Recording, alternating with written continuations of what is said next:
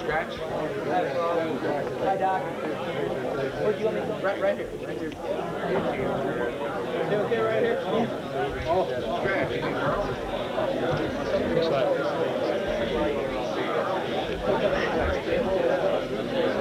Yeah, they should.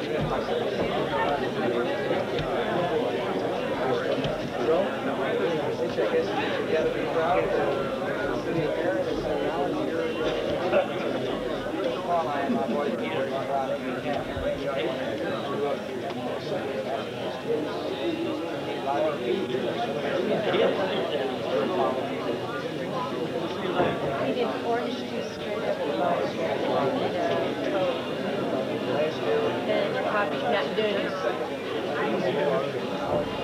Can we get 2 cups of ice coffee?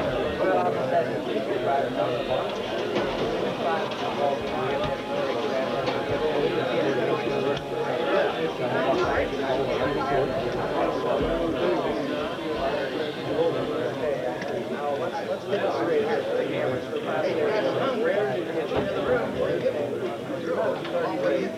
I broke my leg. In fact, Robert White was involved. I think he had a hold of it. Another fellow fell on him. I broke my leg.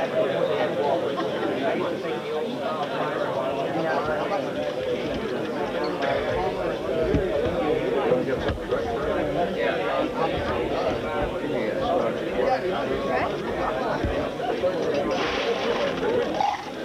Okay, so now we know the real which I hope I get a hold of it. Not the other day, but they didn't put them in our new pants. They had some good uniforms today. Because I have to give them in here. Give me some socks.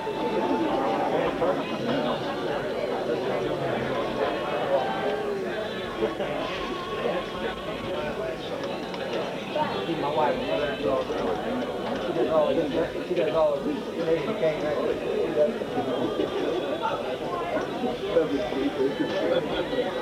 Do a good job taking care of it.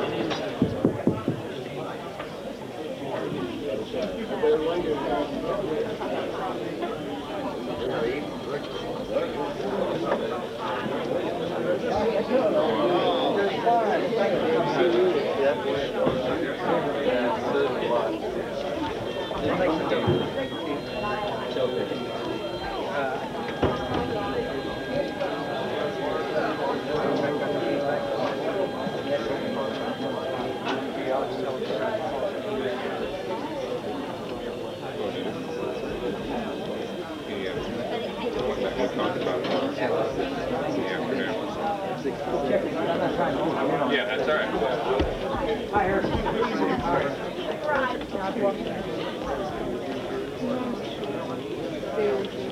Hello, boss.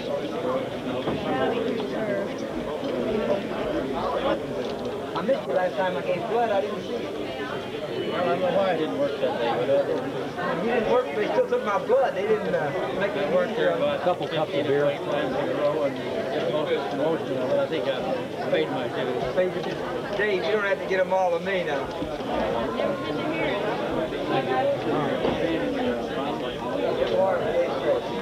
You gonna empty hand?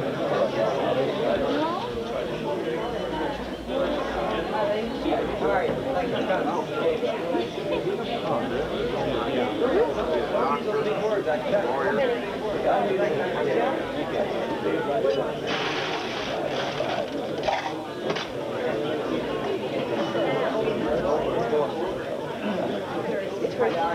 Sir, here you go.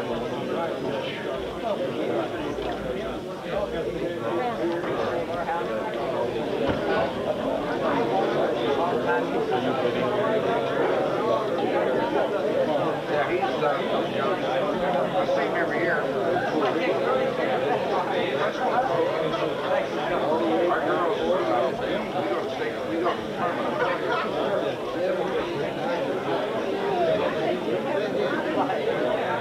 Oh, I just did not have one.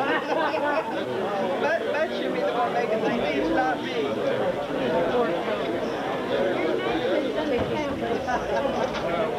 Steve, how are you?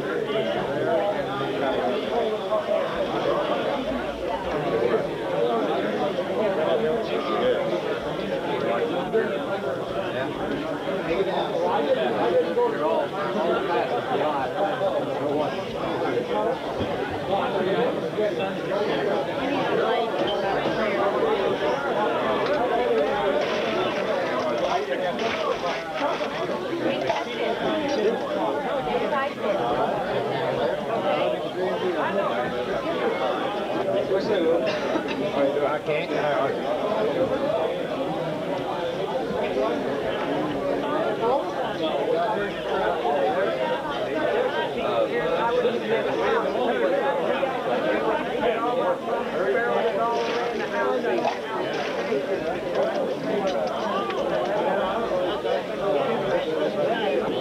Right here at the bar. No, that's on channel 3. Right here at the bar.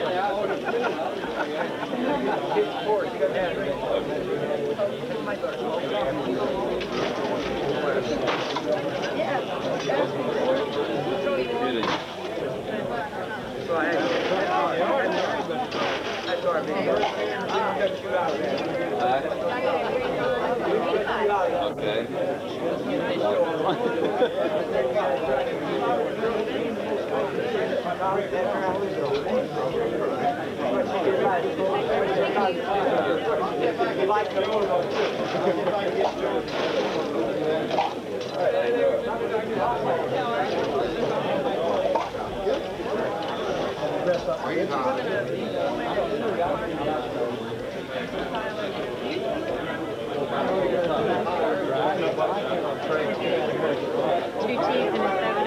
When they run out of coffee, there's already push start. Okay. Just push the start button in? Yeah. Okay, thanks, Rich. And I'll get it ready for the next time. Okay. 4 of them were brown and 1 brown and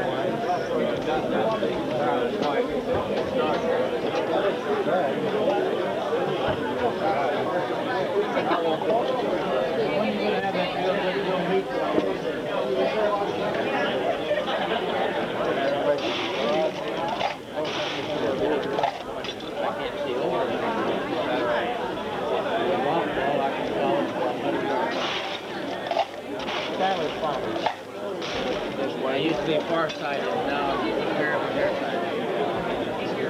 I had one eye go bad, and the other eye covered. Far-sighted. No, I tried to shoot Doug's a couple years ago. I couldn't see Steele. He got past me before I see him. I tried to get the feed field, I think I was searching. Now, the birds get excuse me. I had one that was I sure would like to see it on the Remington Field Special. He's read about those. Start right there. Jackson.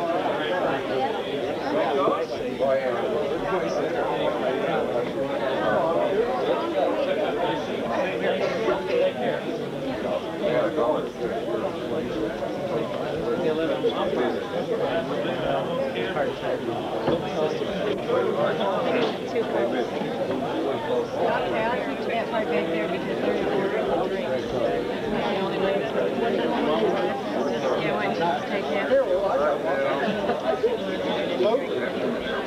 So, he's trying to make me check this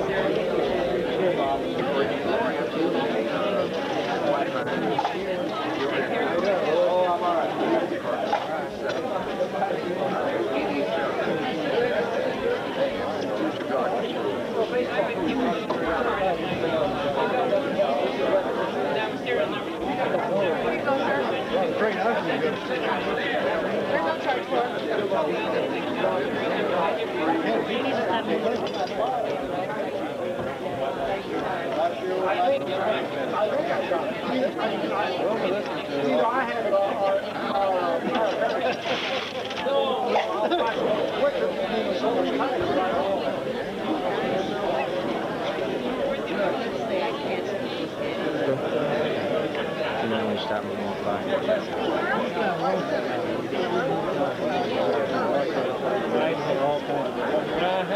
I'll be the first time I left school. He moved out of the neighborhood. I think maybe I was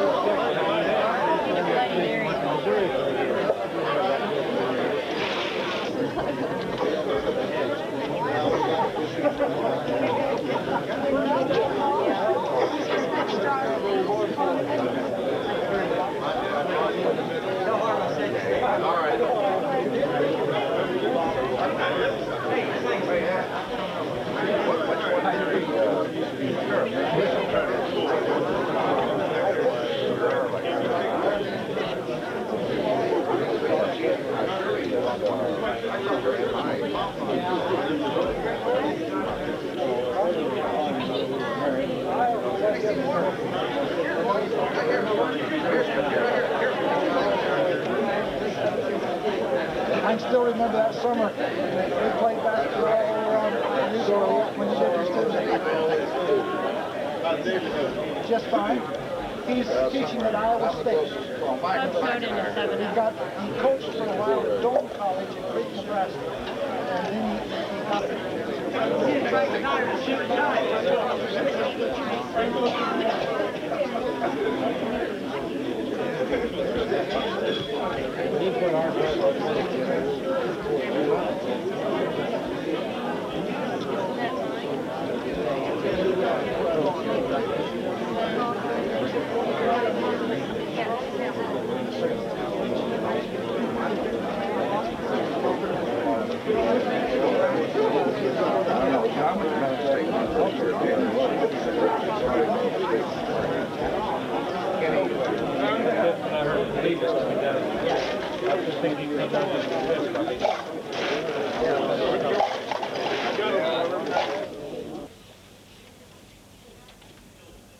Most gracious and merciful Heavenly Father, it is with full hearts and a great deal of joy and celebration that we come before you today. As citizens of the city of Herrin, to recognize one who has risen from our midst to excel in the particular field of his endeavor, and yet in seeking to honor and recognize him, we look beyond his achievements to you, the giver of every good and perfect gift, the one who gives gifts to all of your people, the one who provides us with talents and opportunities. And we thank you that there are those in our midst who are leaders,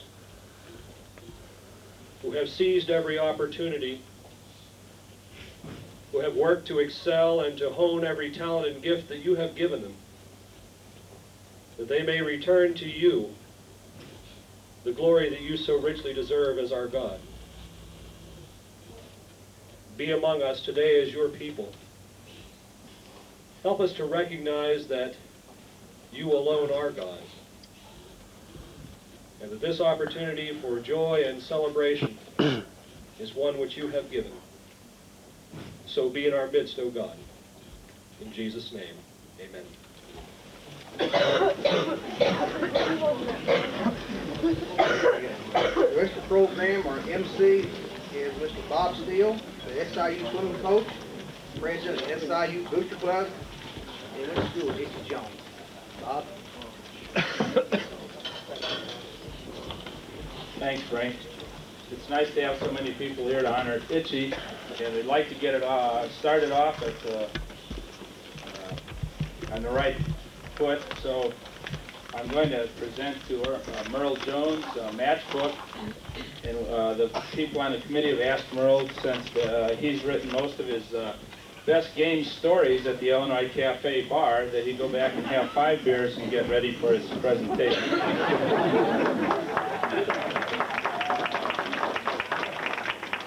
Merle, as you know, is the scribe.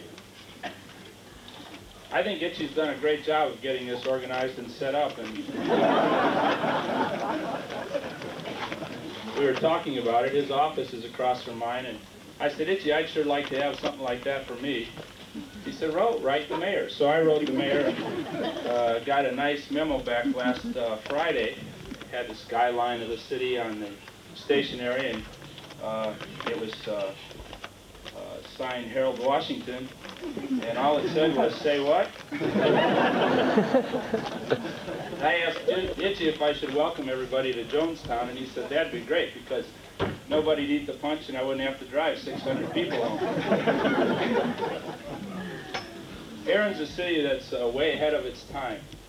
30 years ago, they let a Lebanese basketball guard play before it became fashionable. And I know that the people on the committee have said that they've never heard anything bad said about Itchy, so we're going to try to even that score today, baseball or basketball. And he was 6 years old, and his mother got a phone call and asked her to come down to the park board because they had to get a problem straightened out that Itchy had. So she went down to a meeting, and they said, Mrs. Jones, you know Itchy's been peeing in the pool. And Mrs. Jones said, well, this isn't unusual. He's only 6 years old. And the director of the pool said, yes, but from the 3-meter board.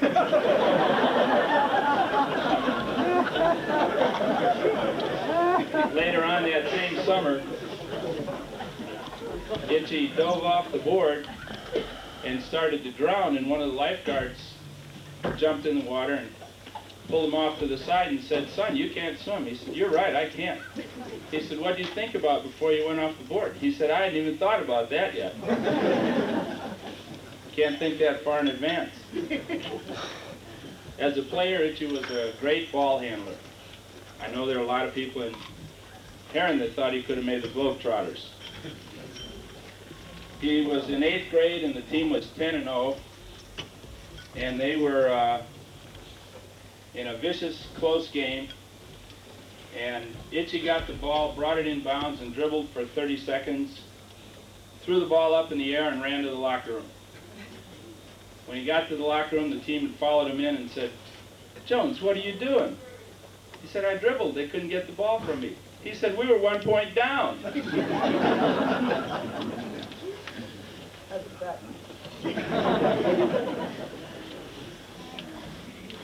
Everybody in Day-Herrin knows that he came up to the varsity as a freshman, which is somewhat unusual.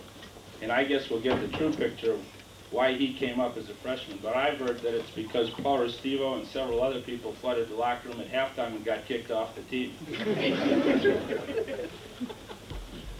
As an upperclassman in high school and college, Itchy's main function on Friday and Saturday night was to drive the car and make sure everybody got home safe, and that's why his habits are still the same way.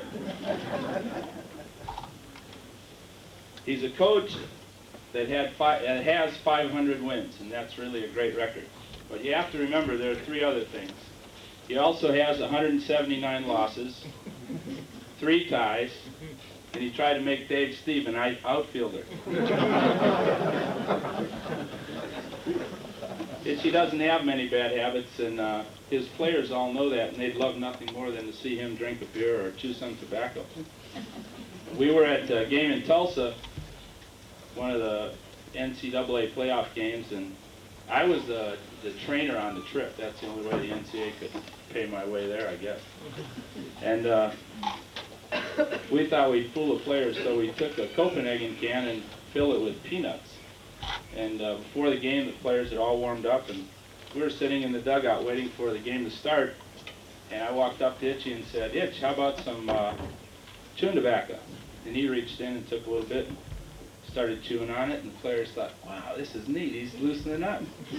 I took a little bit. I don't smoke at all or chew tobacco, and they thought that was neat too. The trainer was chewing tobacco.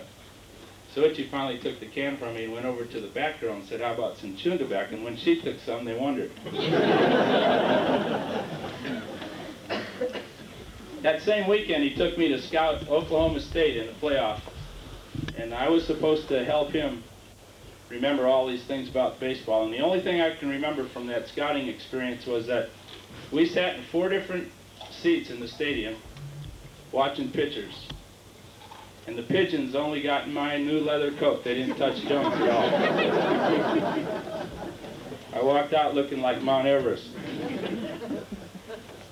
He's been great with his players, and he takes them to foreign countries and takes them on great trips.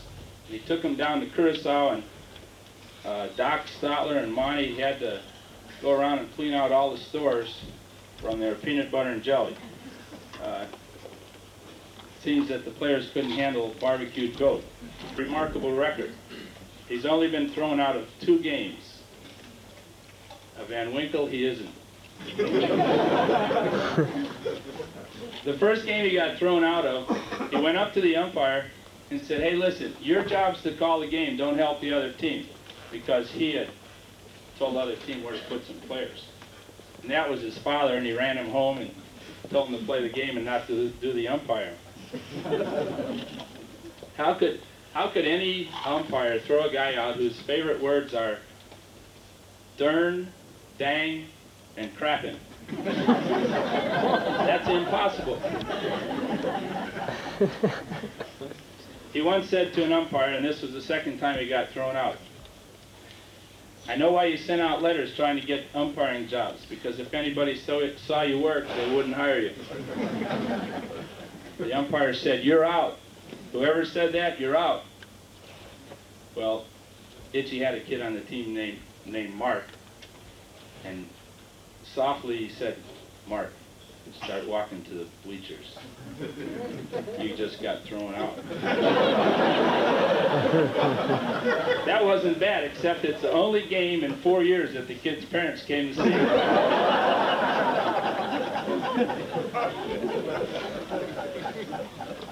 Another one of Itchy's favorite hobbies is flying. He's a great pilot. One day he was flying from Carbondale to Herrin. And he got on the radio around Herrin and he said, "Herrin, this is Jones. Request clearance to land."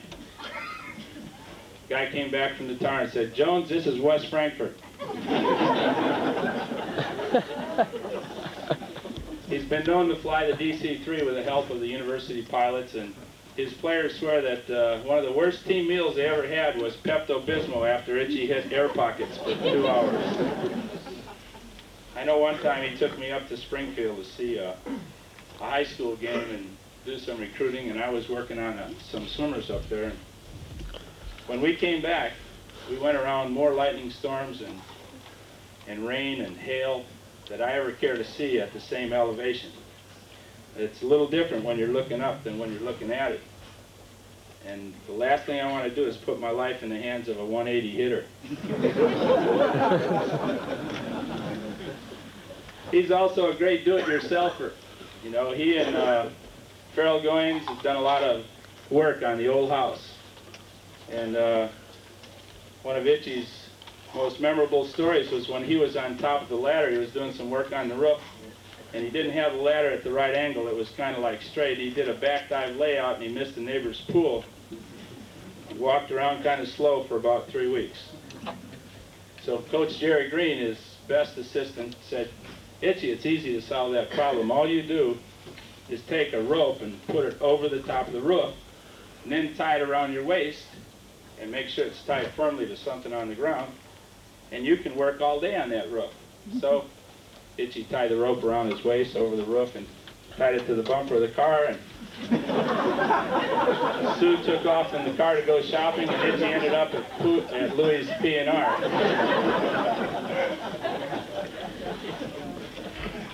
Do-it-yourselfer, he's done a lot to help his own program because of his do-it-yourself abilities.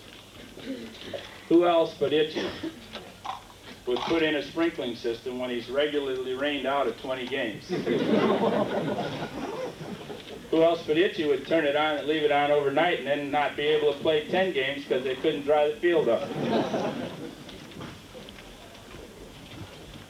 I think that's it for my part of the program.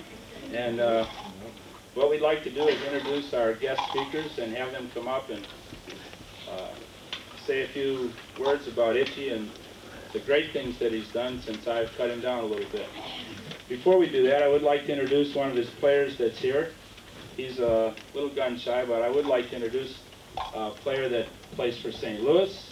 He's on his way to St. Petersburg with his family, Jim Aducci. Jim in the back. Stand up, please.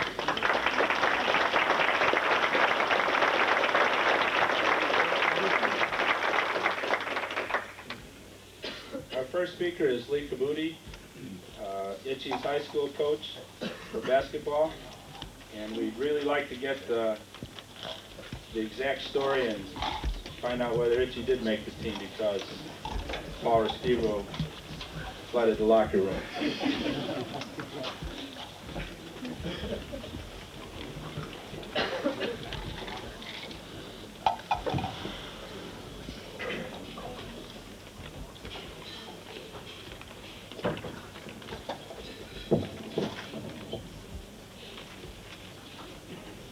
Lee won after Itchy graduated. That's when he won his state.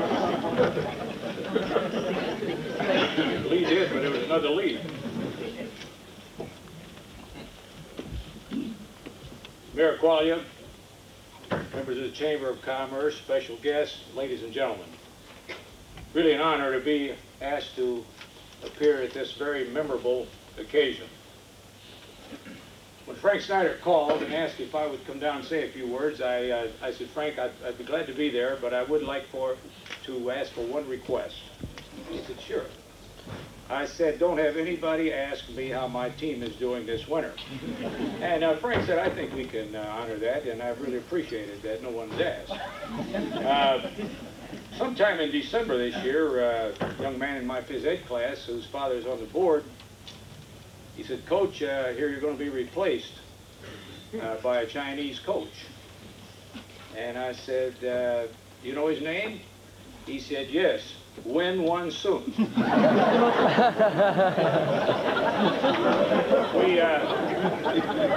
We have won 6 of our last 8 with 5 of the top 6 being underclassmen, so maybe things are looking up. I'll never forget this great town This is a place that gave a country boy from Sterix a chance to coach, and I've got many great memories of Herrin. Actually, I look around the audience and I see so many ex-players and people who really helped me. Actually, when I started here, Herrin was pretty close to last in every sport, and I felt a lot like Duffy Daugherty said, the former Michigan State coach. When you're sleeping on the bed, you fall out of bed, you don't have very far to fall, and that was the case here at Herrin. So there was only one way to go, and that was up. I would like to come back sometime, and I hope they have a day for Albert Saliba or Frank Snyder. I could talk for 5 hours, and I'd like for their children to be here. I want to compliment you people that have designated this as H.E. Jones Day. Too often they wait till somebody dies, and then they have a nice a banquet or a meeting to discuss this particular person. And it's great that you're doing this while H.E. Jones is alive and well and very deserved. The rise of athletics at Herrin and the arrival of H.E. Jones are synonymous. I was going to tell that story that Mr. Steele told, a true story, and I was going to say that I know something bad about him. It might need a police escort to say something bad about H.E. Jones in this town. But that was the only mistake that I ever saw this man make in 4 years of playing high school basketball. We had a lot of great athletes in school while H.E. was there, but he was kind of the catalyst. I think when people would see that little guy get out there and do what he could do, it just kind of rubbed off on a lot of other people. Even though he didn't play football, I'm sure he played a very vital part in the progress of football. And he did play some other sports, not all to his choosing, but I'll talk about those in just a few minutes. Coach Steele was talking about when H.E. moved up to the varsity. We had 2 guards at that time that were tremendous football players, Jack Burke and Paul Restivo, but they couldn't make the switch. You know, in football, you ran over these people that were in front of you, and I couldn't convince them to run around them when they got on the basketball court. And we were having trouble with some pressing defenses, and so Jim Feeder, who was really a good friend and a big help when I first began coaching, and you know, the days weren't always rosy. When I started here, we had some lean years, and the improvement was a gradual one. But I told him, I said, I'm going to move that freshman. I'm going to move him up to the varsity, and even Jimmy thought I'd lost my mind. Here was a 5'2", 5'3" freshman, and I went one step further. I not only moved Itchy up there, but I moved a little guy named Ronnie Gray. So we had a couple of guards for a while that were about 5'3" and 5'4". But we proceeded during that particular span of time to win quite a few games, which I'll get to in just a few minutes. You know, many times when a coach retires or passes away, a lot of the ex-athletes begin saying what they learned from the coach. And this is a case where the coach learned a lot from the athlete. I'll never forget H.E. Jones during the winter, some of the warmer days. H.E.'s mother wasn't well when he was in high school. He would put out a washing before he would come to school. And a lot of times he would come to see me during the day and say, Coach, I'll be a little late for practice this evening because I have to run home and take my mother's washing off the line. Kid I mentioned, Ronnie Gray, had lived in Herrin for a while, moved down to Anna Jonesboro, and then back to Herrin. And just to show you what Itchy's made of, Ronnie Gray had a little trouble telling time. And I had to drop him off the squad for I was going to drop him off for a couple of weeks. But this guy sitting next to me every day, 3 or 4 times a day. You got to let Ronnie Gray back on the team. Run him all you want, but we want him back on the team. And that just shows the compassion and what he thought of his fellow teammates. And certainly Ronnie Gray got back on the team a lot quicker because of H.E. Jones. I'll never forget a situation involving Tom Thomas. We were playing Centralia, and I think it was Itchy's junior year, and I think we were about 9-2, 9-3. I think we won second in the league that year. But we were playing Centralia, and the game was close. It was an uphill battle all the way. We finally got Centralia tied, and there was a jump ball situation under Centralia's basket at the free throw line. Carl Smith got the tip, and Tom Thomas shouldn't have shot it. He made the prettiest jump shot you've ever seen from the keyhole, but he made it in Centralia's basket. And I recall calling timeout to get the team organized and probably get a piece of Tom Tom. But as we got to the huddle, the first guy that jumped up was Itchy. He said, "We got to win this game because they'll never let Tom Tom forget that."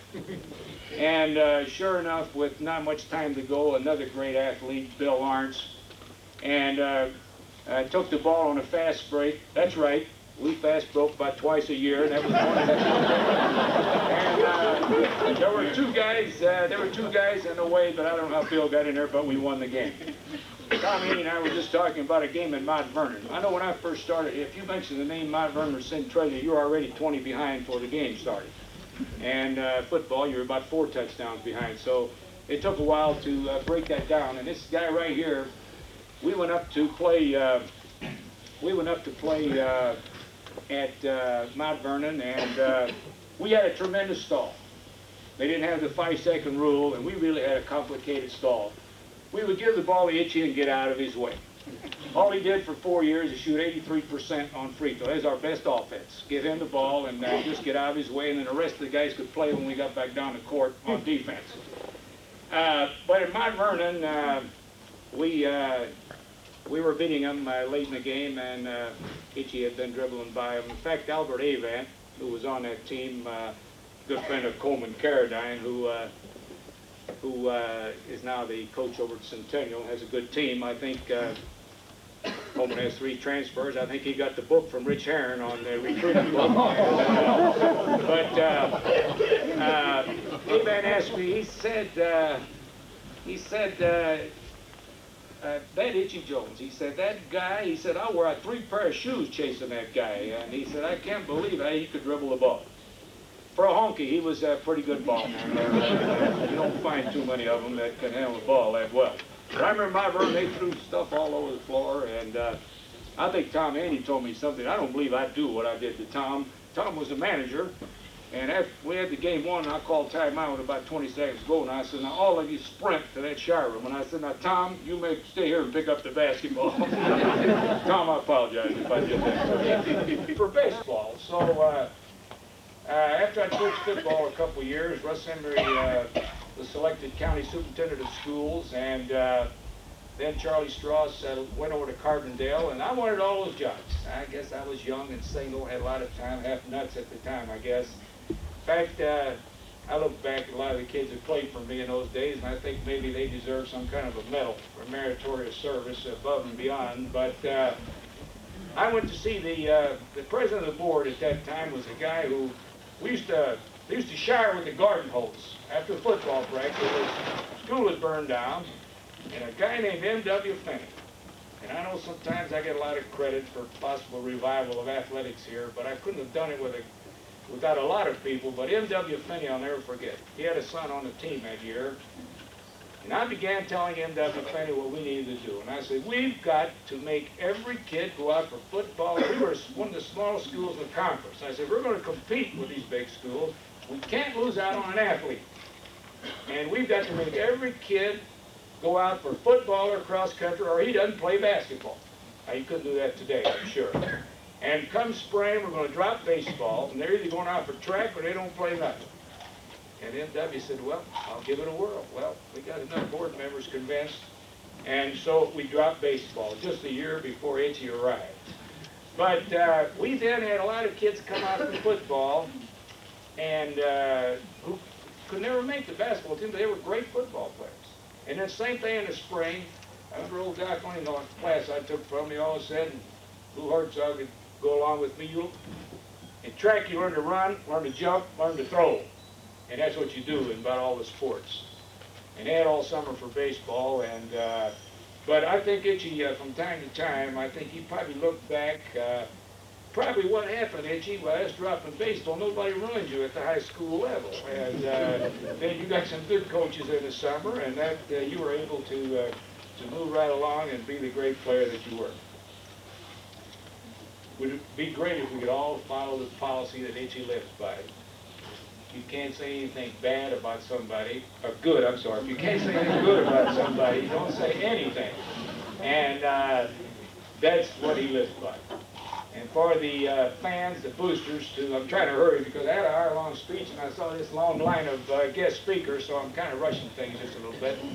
But when they retired his jersey at our final banquet, and that shows what they thought of Itchy Jones. And I certainly hope that jersey is still hanging in a trophy case. I read in Spokesman, Doug Caldwell does a great job with that newspaper, and I read some comments that he had to make about Itchy's civic responsibilities. Well, you're a college coach, you teach about 2 classes a week, and I'm sure Sue kicks him out of the house in the winter and get him to do something. Well, I can understand why all the things that he does. After all that free time, he's got to do something to keep busy when he's not handling a baseball. I want to indulge a bit and introduce a couple people, if I could. I brought with me this evening, and one little lady was the home ec teacher when I arrived at Herrin, and I got to mention Charlie Jack, one of the greatest men that ever taught or coached at Herrin High School. And Charlie had a theory, though, that when you bought suits, they had to last for 15 years to get the money's worth out of them. And I believe the year I started, we were on the 15th year. And I was continually bringing bundles of suits down to the home ec department. And Louise Barton, I'll never forget all the suits that you sewed and all the fine words you had to say to help when I first started. Stand up and think about it, would you, Louise?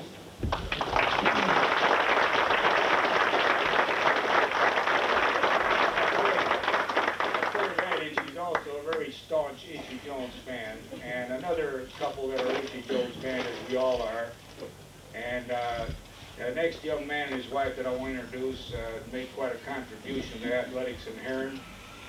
Mike Sortle had been in the Marines in World War II, and then he had signed up in the Reserve Corps, and during the Korean conflict was called back into the service. And when he got out, he was looking for a job, and I talked him into taking the job down at the junior high school. He said, all right, I'll take it for 1 year. He hadn't left yet. And I tell you, this guy has really done quite a job. I didn't stay long enough to really profit by some of the great kids that he taught down there. And with Violet, you and Mike stand up and take a bow, would you please?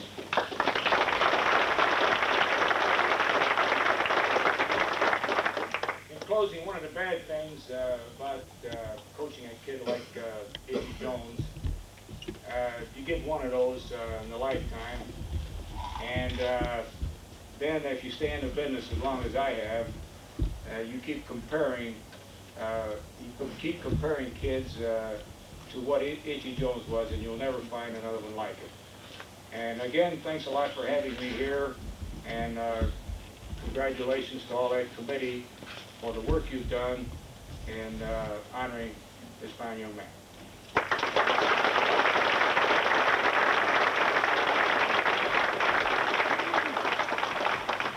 Thanks, Lee. The next speaker is Dr. Albert Samet from SIU. And while he's coming up, I'd like to mention that he's been to China trying to work on some relations for the university, and I think that really he was looking for the world's tallest midget so that Itchy could have somebody nobody could pitch to. Thank you. I really didn't think I'd be back in time to attend this, and I'm pleased that I was able to do so.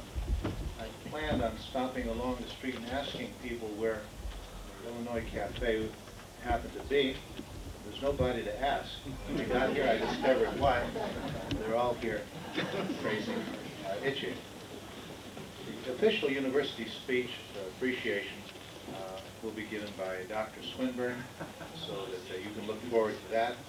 I can say only that I'm delighted to attend this because one of our people is being honored, and also it's given me enough material to respond to any request he can make for the next 10 to 15 years. He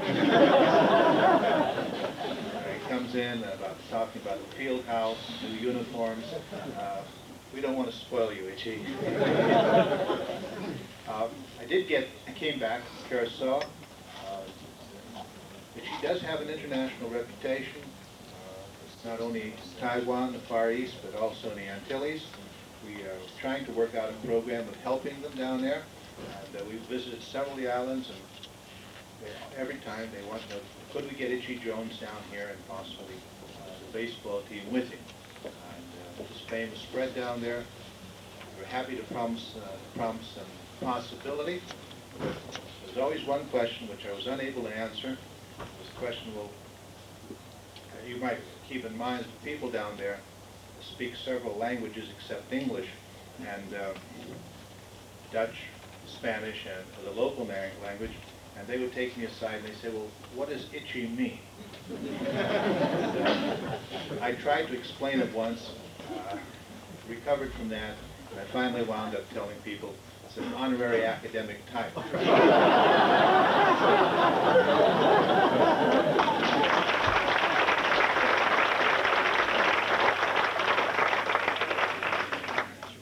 Our next speaker is Jerry Green. Jerry's been known to have a chaw in his mouth, unlike Itchy. He's an infamous assistant. While Jerry's making his way up, I'd like to thank Dr. Samit for the support he's given us, because we this year had a #1 football team, a highly ranked cross-country team.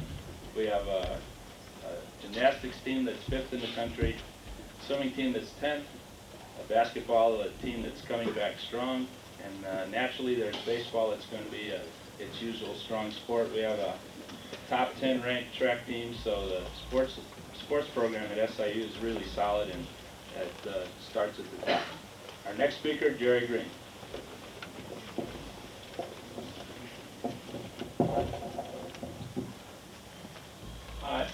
Excuse me. I don't have a chaw in today, Itch. I asked Jackie Don, he's got to stick around till 5 o'clock. I came empty. Jackie Don said he's got a can, so we'll wait till a little later. I'll just say this about Itch and try to be short and to the point. It's been a great experience. Every day can be described in 2 words, an adventure. He takes 24 hours and gets everything that needs to be done, which it appears sometimes that nothing ever gets done, but it gets done in 24 hours. And he starts from 6 o'clock in the morning till 6 o'clock the next day, and his mind's always working. And it's amazing. We were in a hotel room one night, and the first time I ever met Itchy, he's the only guy I know that could talk for an hour and a half and never take a breath. And I figured, you know, this guy's amazing.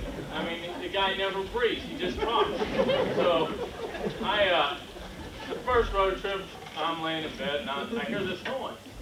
So I get up, and I thought, well, where's that noise coming from? It must be the fan. So I walk up, and I press the fan.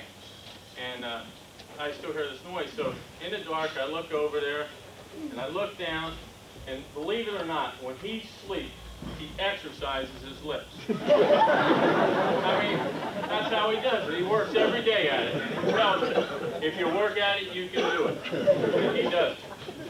And Dr. Samit just talked about the trip to Curacao.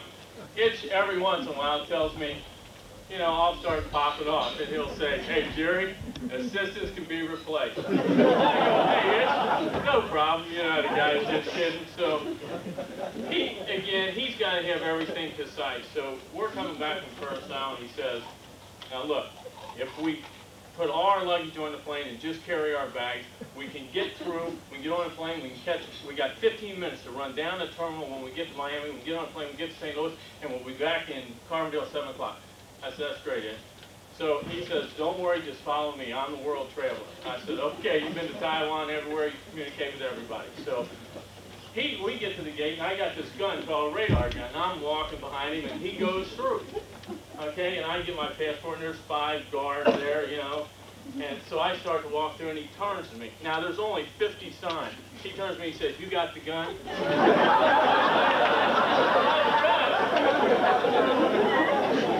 I mean, I just got it, and he's already out. The guy's got me. So he comes over, and I thought to myself, now, he's a world traveler, he's going to get me out of here. So he walks over, and he starts talking to him. Now, remember, they don't understand English, but he's talking to them. So I figured, well, what's he going to do? About 5 minutes later, he's got some guy standing there like this. Another guy's out there with a sock in his hand ready to throw the ball, and he said, "Let's go." We were on the plane and gone, and those guys are still trying to turn a double flex. In all seriousness, and I'll get back to reality, that is a true story. I thought I was going. I'm really glad to be in here, and I'm glad to be anywhere. You understand? I mean, it's a great feeling. I got to see my wife and kids, and every once in a while, things go good. But I would just like to take this time to thank you for inviting our players and us and honoring Itchy today. It's a tremendous, he's reached not only the people in Herrin, but if you go anywhere in the country and baseball comes up, the name Itchy Jones comes across. He's everywhere, and it's great I love to hear him make long-distance phone calls, because he'll say, "Tell him that Itch called," and the next thing I can bet on is he'll go, "The operator's got to have said, who?" And he'll say, "I-T-C-H." And then the operator goes, "Oh, Itchy." You know, but anywhere in the country, they knew who Itch is, and I think I've known Itch for 11 years, and I first started going to clinics before I came here, and he's always been a tremendous baseball man, and I think a lot of things will be said today. I hope tomorrow when I get to work I still have a job, but it's really been a tremendous experience for me, and speaking for our players and some of the players that have played for him, it's been a tremendous experience for them. For the last 14 odd years, or however long he's been at the university, he's reached quite a few people, and I think that by the nature of the crowd out here today, I knew where the Illinois Cafe was, no problem. But you know, it burnt down. I thought it was still burnt down. Walked up and got a new building. But anyway, we thank you, and our team. Some of our players are over there, and Palmer, stay away from the hors d'oeuvres. But we'd like to, and I'm saying we, and that's one thing I can say. I never hear Rich say I. He always says we, no matter what he talks about, and I think that's a tribute because he does think of other people all the time. Thank you very much.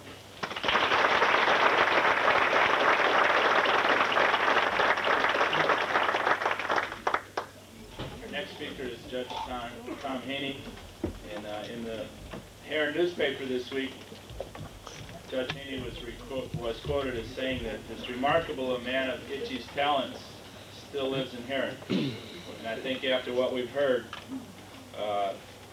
Herrin has been very understanding to let him stay.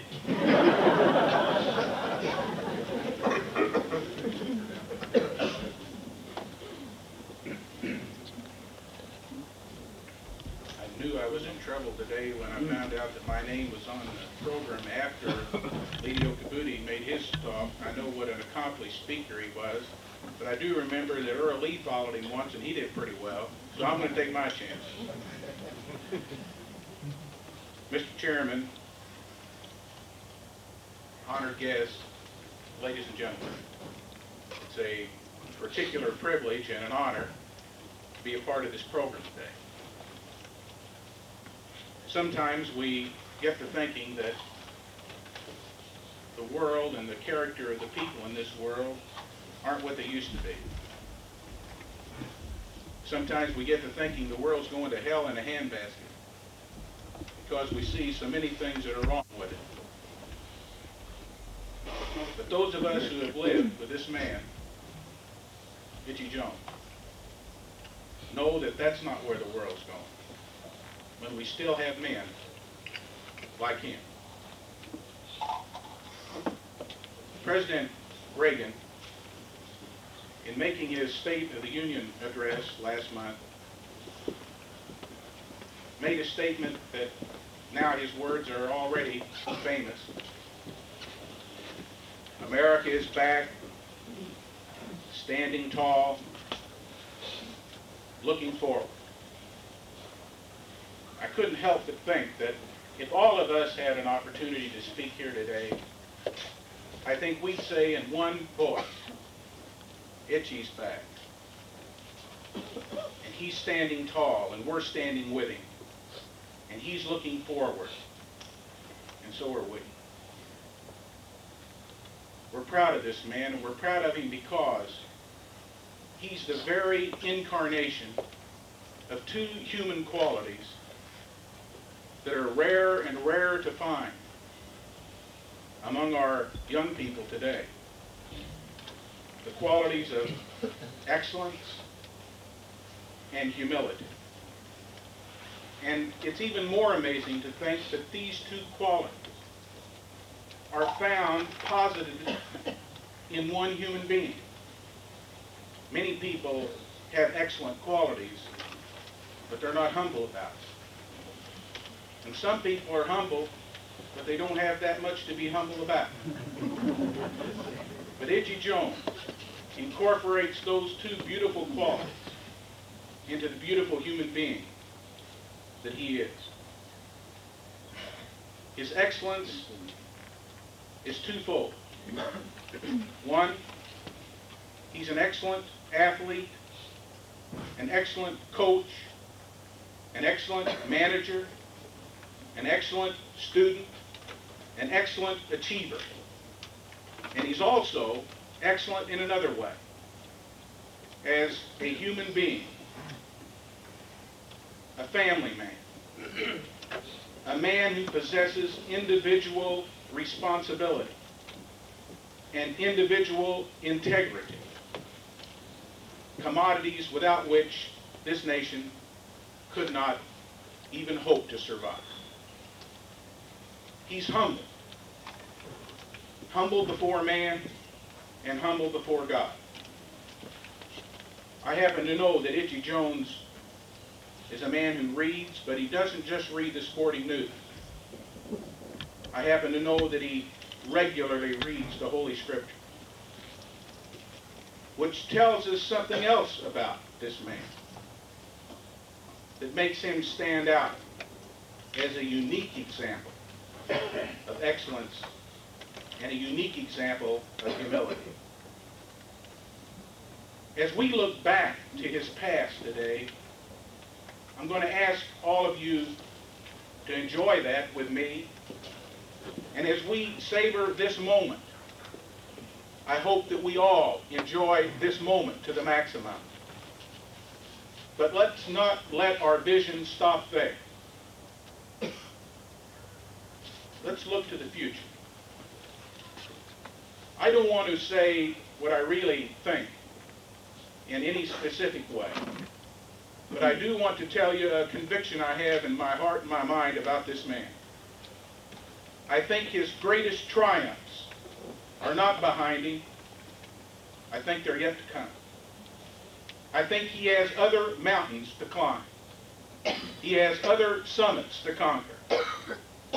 And I am absolutely certain that we'll be hearing of Itchy Jones back again, standing tall, looking forward, and if God grants us the opportunity, 15 or 20 years from now, we'll come here again and thank the Almighty for giving us a man in this community like Richard Jones. I'm proud to know him. I'm proud to be his friend. And on behalf of all of us, Itchy, God bless you, and we're certainly proud of you.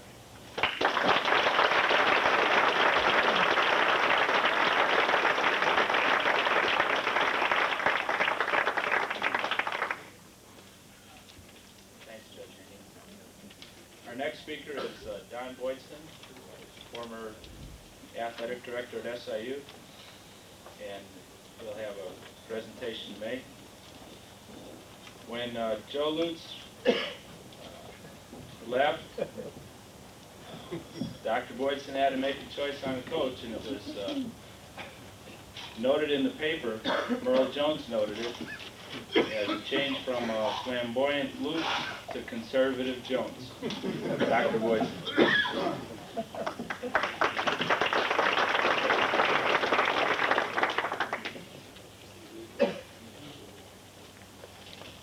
Many of you here have known Itchy a lot longer than I have. It's only been about 28 years. I did get to see him play in high school and was tremendously impressed with him. Didn't meet him at that time. But I've learned a lot of things about him. One of the things is he's very careful about a dollar. Very careful. And he's looking at Sue. He playing it on her.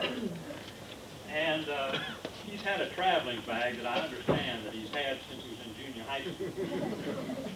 And last year on a trip, one of his players says, "Coach, why don't you get yourself a decent bag?"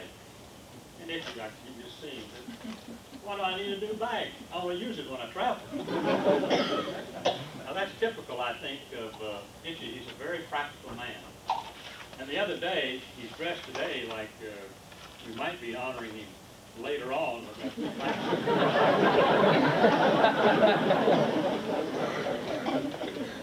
But he came into the office and he was wearing a new three-piece suit, a beautiful tie, tied in a single Windsor knot.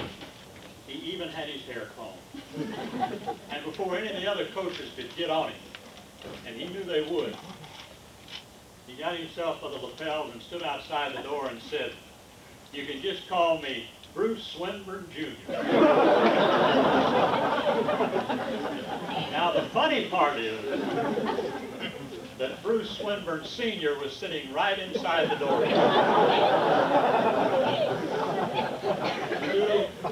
I hope sincerely that you get a raise this year, because Itchy's going to get a deduction. I had a wonderful opportunity. I've been like a lot of kids that grew up in this country. I wanted to be a baseball player.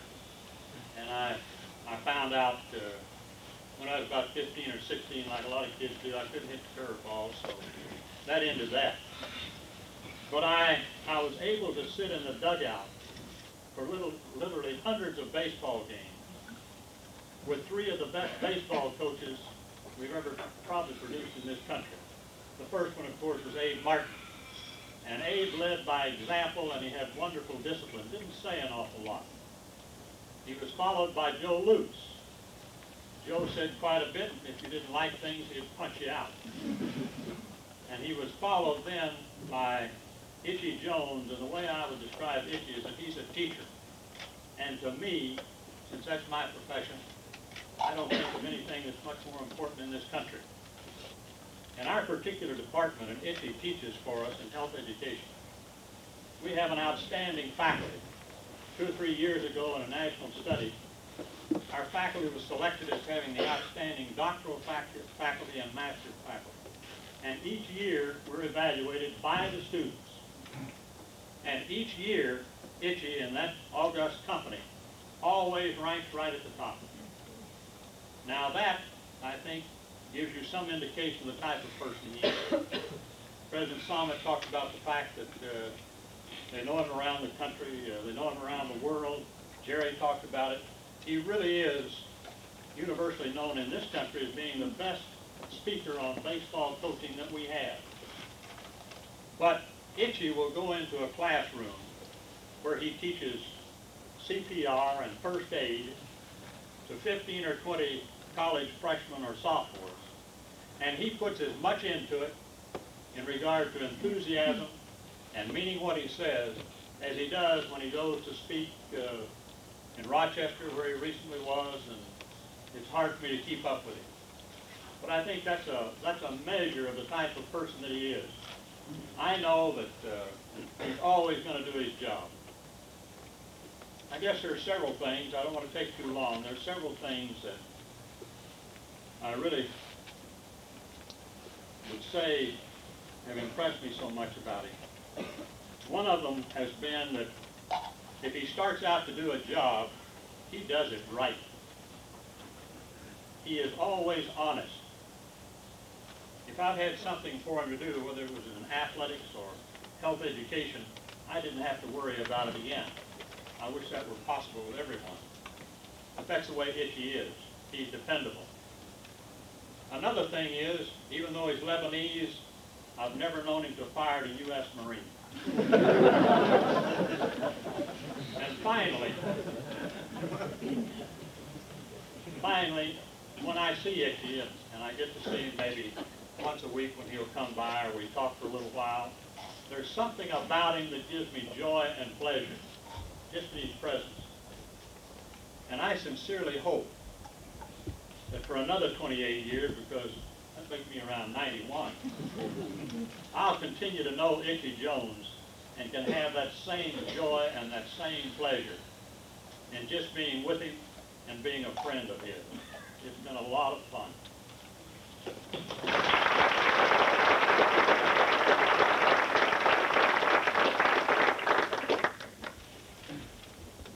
Thanks, Dr. Boydson. I know that after one of those meetings last week, Itchy was calling you bombastic what's Carson say? His financial advisor is, I forgot, bombastic Bushman, that's it. Sorry, I blew it, Doctor.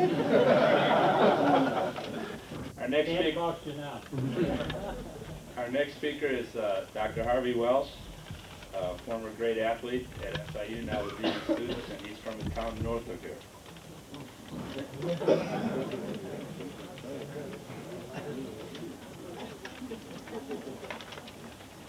You honor me by allowing a Centralian to speak to this gathering tonight. I am pleased that whoever saw fit allowed me to speak a few words. I will probably approach our recognition and honor of Itchy a little different. My brother and Itchy were very good friends, and when the secretary told me that Bob had called, I placed a call to him up in Michigan, and we talked a bit.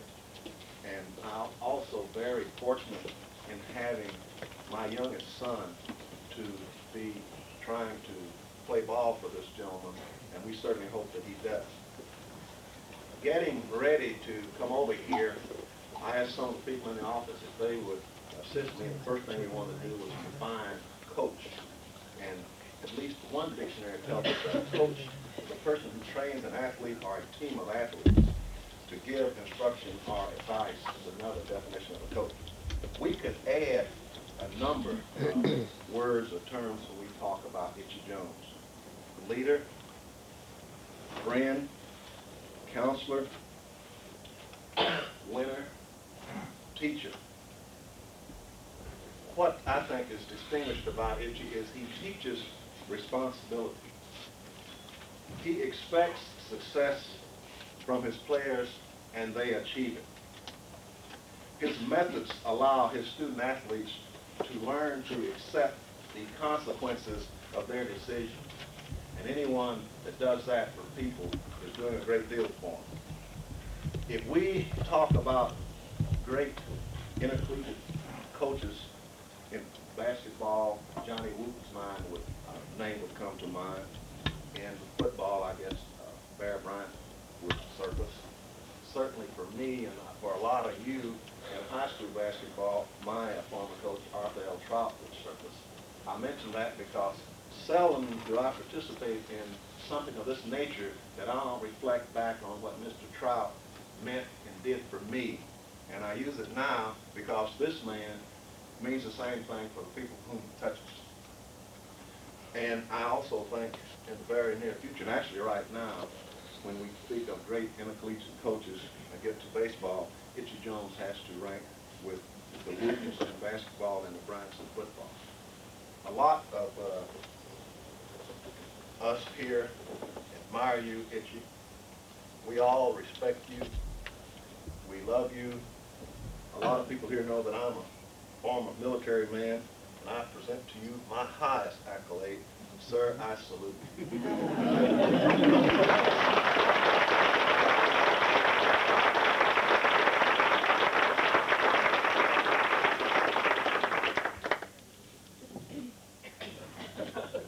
Thanks, Dr. Wells. 13 years ago, Herrin High School student was hitchhiking, and Itchy picked him up and gave he and another friend a ride to wherever they were headed. We have a special treat today. That hitchhiker is Ray Bennett, and he's got a song for Itchy. A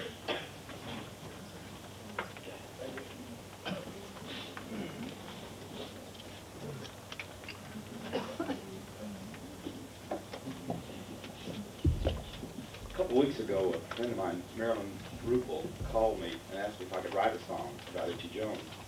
And I told her that I really don't even know him except for the meeting we had once, you know, maybe, I think it was a lot longer than 13 years old. it was way back anyway. But at any rate, I told her I would try. And I struggled with it for quite a while, trying to come up with a song.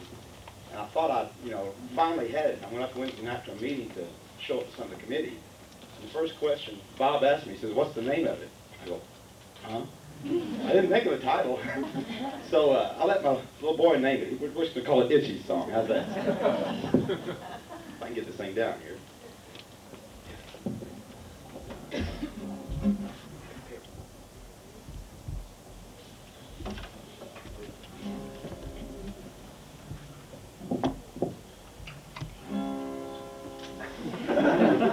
Some people say nice guys always finish last. Some say a gentleman is a thing of the past. But we know that's not true. We're here to honor you, Itchy. The world could use a lot more men like you. You're a teacher of men with 500 wins, twice voted Coach of the Year. You're in the Hall of Fame at SIU. You believe in the truth, you're a model for youth. You play the game by the rules. Herrin is sure proud of you. When you were in high school, we knew you'd go far. From Baltimore to Taiwan, you were always our star. You made yourself a name, teaching others the game of baseball, giving of yourself to help them grow. You're a teacher of men with 500 wins, twice voted Coach of the Year. You're in the Hall of Fame at SIU. You believe in the truth, you're a model to youth. You play the game by the rules. Herrin is sure proud of you. You know we're sure proud of you.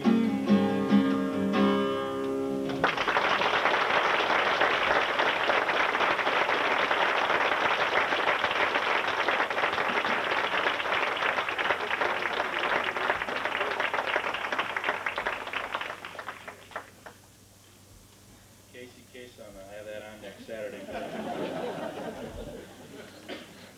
That's Itchy's Song. Our next speaker is a great favorite of all of Itchy's players, a person that's gone that extra bit to help players feel at home. And it doesn't matter if it's making homemade ice cream or cookies or cake. Monty Big Mama Stotler.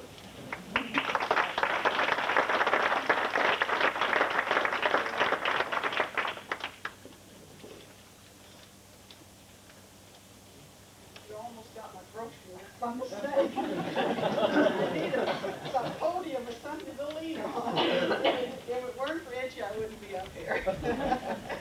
So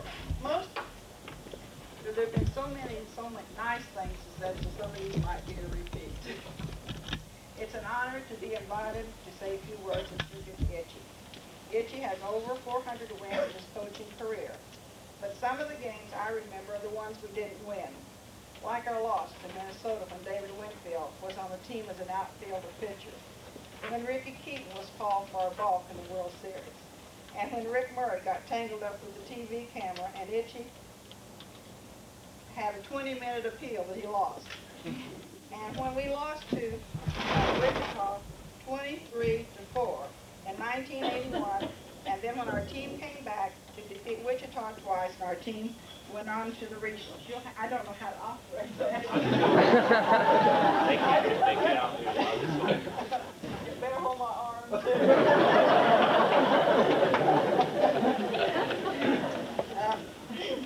But I can also remember the outstanding plays and the pitching of a lot of our players over the years, to mention only a few. Bert Newman, bunting and stealing bases.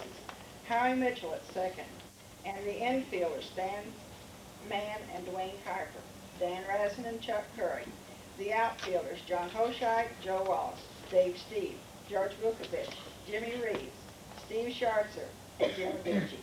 And the pitching of Scott Waldemate, Dick Langen, and Ricky Keaton, Rick Ware, Dewey Robinson, and Kevin Waldrop. And the catching of Moose Cagliapetti, Steve, and Frank Hunsaker. And many of the current players show lots of promise, like Gary Buckhorn, Jay Bellissimo, and Steve Boyd. Last year, when we went with the team to Curacao, we had a great time. And the team got in some good practice, and Itchy was so well received. We found out that one of the reasons was that they have a large Lebanese community in Curacao. And Itchy is the only baseball head coach I know that is Lebanese and who eats kibinai, and they welcomed him like a brother. We've known Itchy for a long time and have watched him grow up and develop into an outstanding teacher and coach, twice chosen Coach of the Year. He lives and sets a fine example for his team to follow by not drinking, only chocolate milkshakes, not smoking, not chewing, which is unusual for a baseball player. You almost have to chew to make the first team. And I've never heard him say a cuss word, but that's not to say he doesn't get mad once in a while. He is fair and honest, and he's the type of a coach I wish our sons could have played for.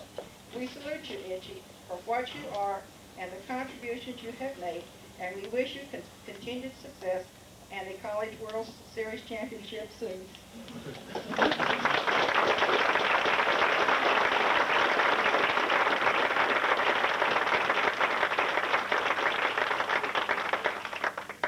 Thanks, Monty. You have to let us know what day you're going to have homemade ice cream and cookies.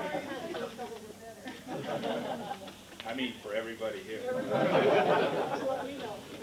Our next speaker is Dr. Bruce Winburn, Vice President for Student Affairs and the person that is responsible for men's and women's athletics. And I was going to have a great story to introduce him, but Don Boydson already told it. Dr. Swinburne.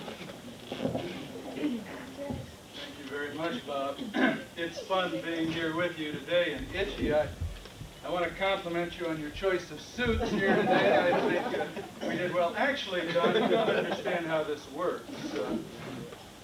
Itchy and I have this agreement where we buy 2 suits on special. You know, the first one is $300, and then you get the second one for $1. Now, the problem is you've also heard the story today about how Itchy squeezes $1. I don't know how it always works out, but Itchy gets his suit for the $1, and I pay the $300. That's the way that works. What's that? It's that administrative cost. We're all here today honoring a great man, a great educator, a great coach. And those last 2, sometimes we think they're distinct. I'd like you to know, I believe very strongly, that the young men that have the opportunity to work with Itchy experience one of the most powerful, positive, educational experiences that anybody can ever experience. Itchy has had a fantastic record of recruiting great athletes to SIU. And I'd like to tell you a little story about one of those situations where he didn't recruit the athlete, but it'll give you an idea of how well he is known. My brother-in-law happened to live in Cedar Rapids, Iowa, and he knew a young man there that was a fair ball player and that was interested in possibly playing for Itchy, and Itchy was aware of the young man and decided that in this particular case, he would not sign the young man at SIU. But the response was so beautiful from his coach, who, by the way, made this statement on WMT radio, I believe, and said that if Itchy Jones calls, drop everything and go to Southern. That's the kind of reputation this man has throughout the nation, and for that matter, internationally. He is really, truly a great man. It's been my privilege for about 14 years, about the same time that Itchy has been coach, to watch the flow of generations of students at SIU. And they all arrive, as these young men over here, they arrive full of zeal and enthusiasm and hope that they will find people who will have a significant influence on their lives, who will make a difference in their lives, who will help them perhaps discover their possibility for true greatness. And this man has had as much impact on young people at our university as anybody that has ever passed through there. He is a fantastic individual. You've already heard about his national and international reputation. You already know that he's been NCAA coach twice. Itchy's a man with balance in his life. That's been alluded to already. He loves his family. He loves his church. He loves his university. And he keeps each of those priorities nicely in order. I've mentioned that Itchy's a great recruiter, but what I haven't said is that he is also the greatest, the single greatest developer of baseball talent in this country. He's knowledgeable, he's a generous man, he's a loving and caring man. This is a wonderful day, a day of celebration when we celebrate the achievements of Itchy Jones, and together we thank God that we have been given such a man to influence young people and to provide such a positive spirit for every one of us here. Thank you.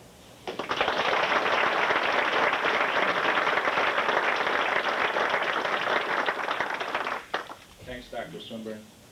Our next speaker is scout for the St. Louis Cardinals and other teams, Virgil Melvin, a great friend of Itchy's. And Itchy cultivates all those pro scouts and knows how to deal with them, knows how to talk to them. He knows everybody from Jack Buck down to the people that tend the gates at the ballpark. And we went to the ballpark with our wives last fall, just to see Jim play. And the last thing he did was make friends with the lady tending the gate, because she was new, the other guy wasn't there, and you never knew when you needed help, so he made sure she knew him before he left. Virgil Melvin, tell us about pro game. I don't know if I can tell you too much about the pro game, because this guy here knows it all. He's a great man, I know that, and it's just hard for me to get up here and try to follow you people that know him so well. And I know him, but I know him as a carpenter or a plumber or something like that. Around the house all the time, you know. But I have scouted practically every coach, everybody in this part of the country, and I can't say rather, that anybody I know that is more versatile than this man right here. He's a man that when you go up to get your lineup, he'll give it to you, maybe. But he said, I'll give it to you after a while. Or I'll do this, or I'll do that. But anyway, you'll get one, and it's always the best. But I've known him for, I didn't know him too much in high school, although I did follow him.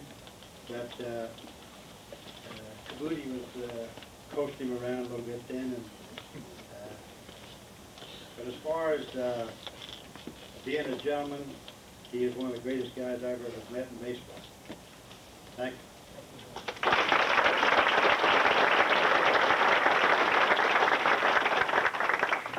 Thanks, Virgil. Last year, Itchy had a season that he wasn't real happy with, and our athletic director, Lou Hartzog, said, Itchy, what the heck's going on down there?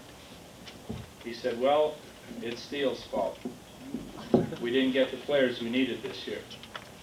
So Lou said, well, what the heck's going on? What's Steele got to do with it? So Itchy told him what happened on our way back from Tulsa the year before. And the team had lost they played well, but didn't get on to the NCAA finals. And they were down, and we stopped at a first-class restaurant before we got on the plane called McDonald's. And Itchy got hamburgers for everybody, fries for a few, and Cokes for some. And kids were feeling even worse. So they had a special deal. You could get a little plastic Ronald McDonald, punch him out of plastic, and it had a little basket in his hand, and you'd flip a little ball up into the basket. And I thought, these guys are down so much, we've got to do something to get them having fun. So I picked up 25 of these little Ronald McDonald punch-outs and stuck them in a bag and got on the plane. And we're about halfway home, and I said, Itchy, we got a contest. We're going to cheer these guys up. So we gave all the players one of these little Ronald McDonald catch-the-ball kind of baskets. And we had a contest for 1 minute. It was the outfielders against the pitchers against the infielders. And the outfielder's attention span wasn't long enough to last a minute. The pitcher's total catches was 2 less than the infielders, so Itchy felt this was a good scientific way to pick infielders. And he lost 6 players that year to the Ronald McDonald Hamburger College in Chicago.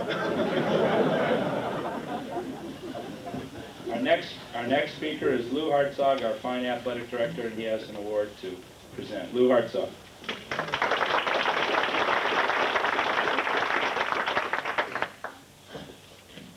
Ladies and gentlemen, Itchy, Bob, Frank, I want to thank you for including me in this August group.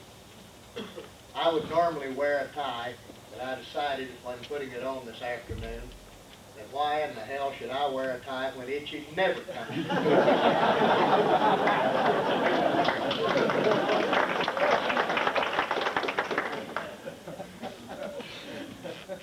I'm going to be really brief, Itchy.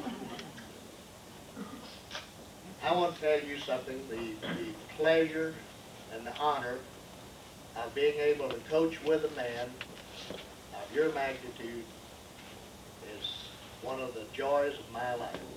You are one of the greatest coaches I've ever been around. It is a pleasure. I have, in addition to that, an award that I think is so fitting for you, that is for Southern Illinois, for a person who has distinguished himself with the youth of Southern Illinois. We had planned to give this award at, in between a double header, and we didn't think the Hill Gang would appreciate it quite as much as this group. So at this time, I want to present you with the William McAndrew Award. This is one of the distinguished awards in our school and in our area.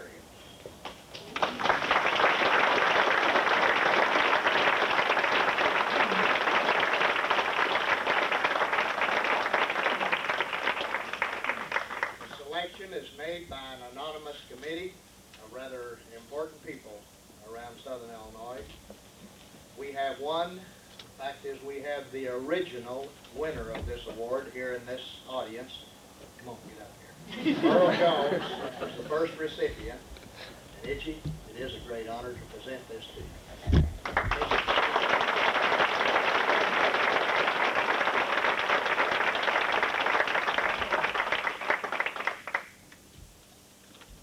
Thanks, Lou. Our next speaker is Earl Lee, another one of Itchy's fine high school basketball coaches. And I'd like for Earl to tell us what really happened in Pinckneyville with the third.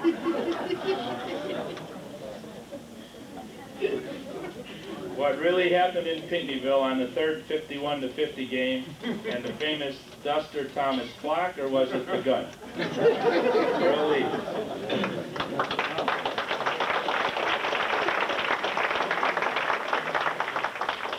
Answer that real quick. It was the clock.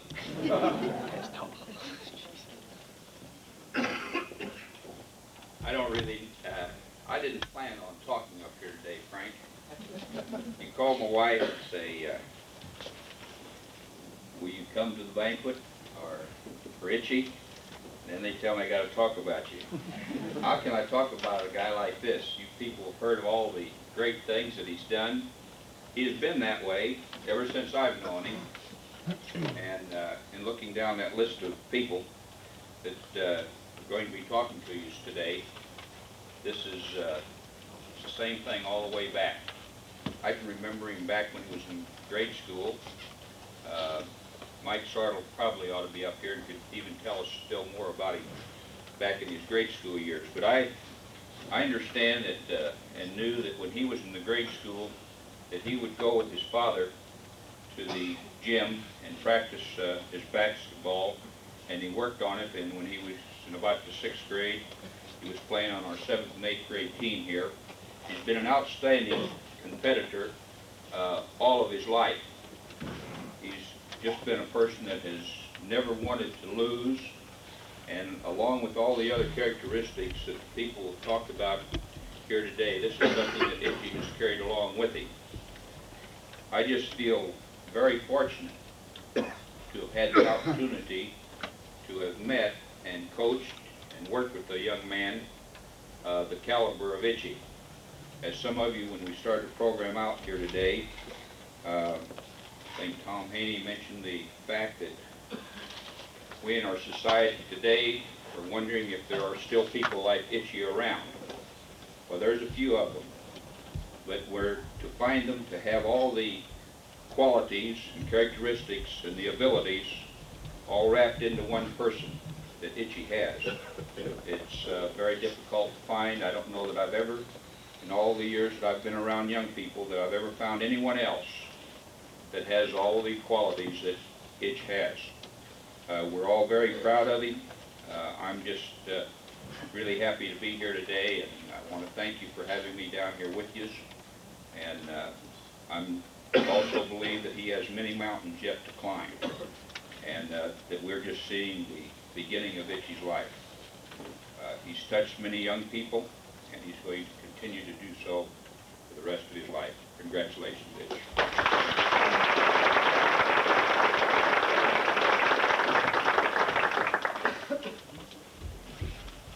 Thanks, Coach Lee. Our next presentation will be made by Bill O'Brien. Bill is retired from the Recreation Department at SIU and is NFL official. Bill O'Brien.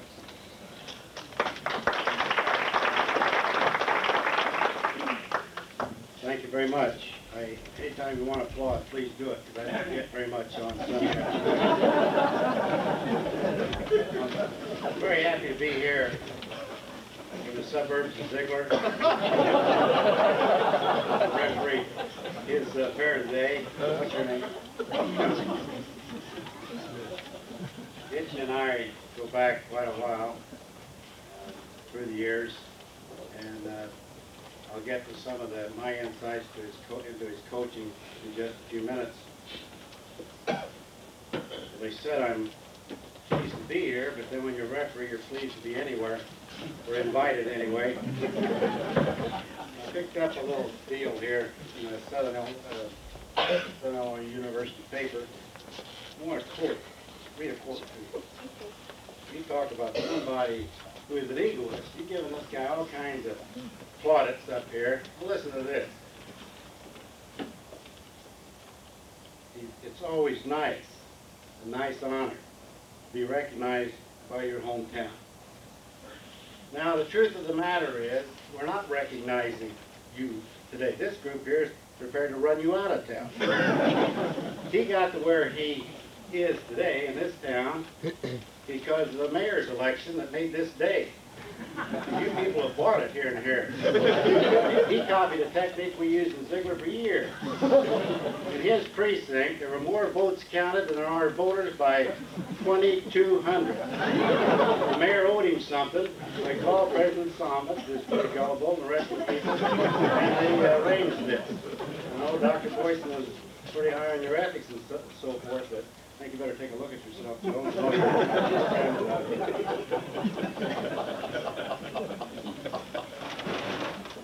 Mr. Jones also owes me a trophy. And if you and Swinburne could get together and give him some money, because I did something for Coach Jones in recruiting one time, and told him that I never did get my trophy for the most valuable player in 1921. And he said, we'll take care of it. So every time we see, I ask him where the trophy is, where's my new recruit? He keeps running this thing on through the mill. As an official, now you know what that is. I looked at his game. I agree with everything that's been said here today relative to his teaching effectiveness and his ethics. And as I watch Southern Illinois University and they play, I look at it as a fan, an ex-player, a fellow faculty member, and so forth, and I see a demeanor out there that really is important to you players, I'm certain. His conduct on the field is one of calmness. He's on the ball, on the stick, ready to make a decision at any time, and he never lets an official's judgment upset him too much so he can't concentrate. And I think that's a real ability. Too many coaches blow it by not having your ability to control your temper and insight into what they're doing. So you're congratulated about that. Itchy in front of your fans from an official. I would be very much at ease to referee one or umpire one of his games.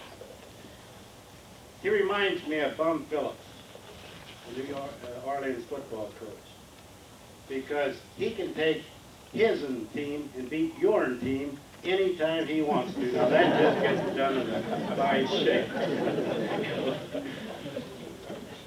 I would leave the podium by saying to you, Coach Jones, that I appreciate our friendship through the years.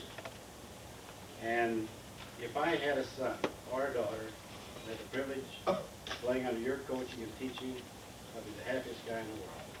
Congratulations.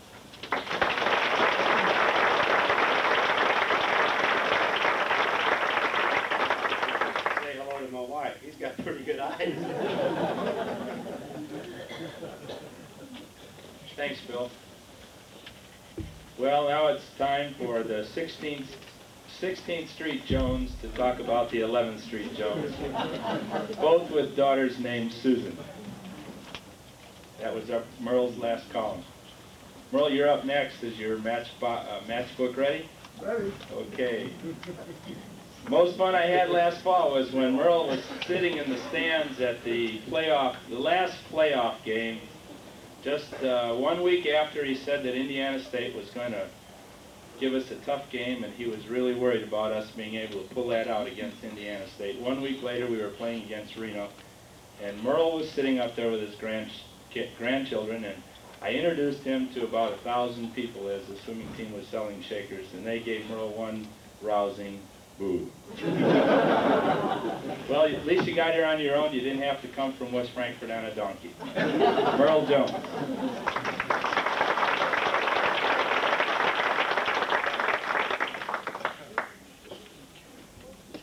Bill Beck used to start off his talks by saying, thank you for the kind introduction. You gave it just the way I wrote it. I didn't write that damn introduction. I've known Itchy Jones for over 40 years. He was just a little bitty fella, a mascot for the Herrin Stags softball team. Somebody saw me before the meeting today. They said, how come Itchy never started drinking that Stag beer and you never quit?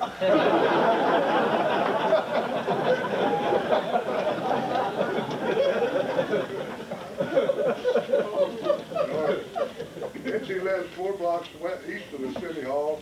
I live 1 block west. His street number is 400 north, mine's 401 north. He has a daughter named Susan, like Bob said, and I have a daughter named Susan. But you know one thing, we're not related. If Itchy, like St. Peter, had heard the cock crow every time he had to deny me, he would have lost his hearing long ago.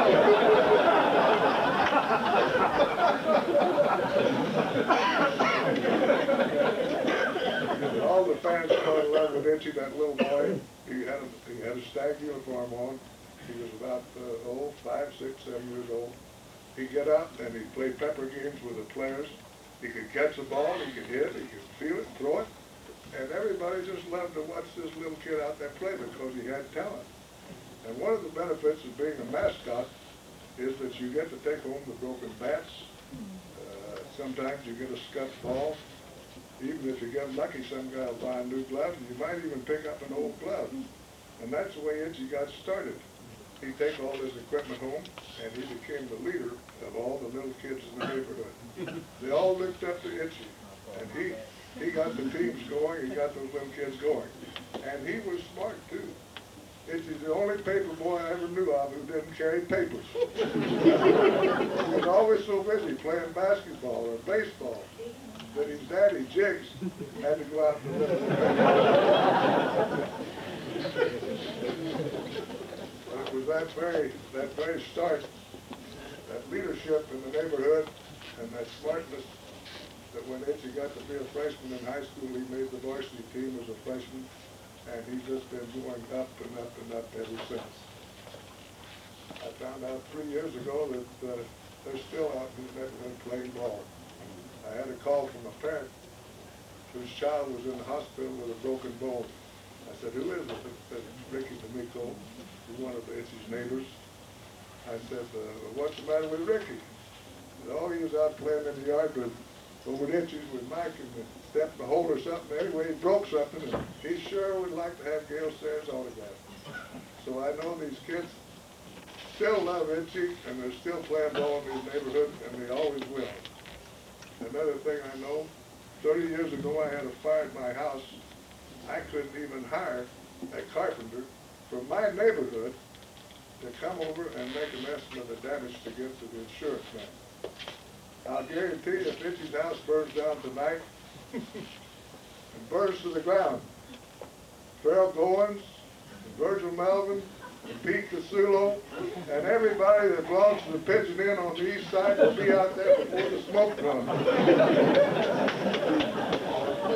Those guys not only would donate their labor, they might even bring the materials. Itchy is a little conservative, but you don't know what he's giving away. I don't know how many times I've seen him write out a pass for somebody to go to the SIU games. Most people don't know they haven't charged admission over there for years. That's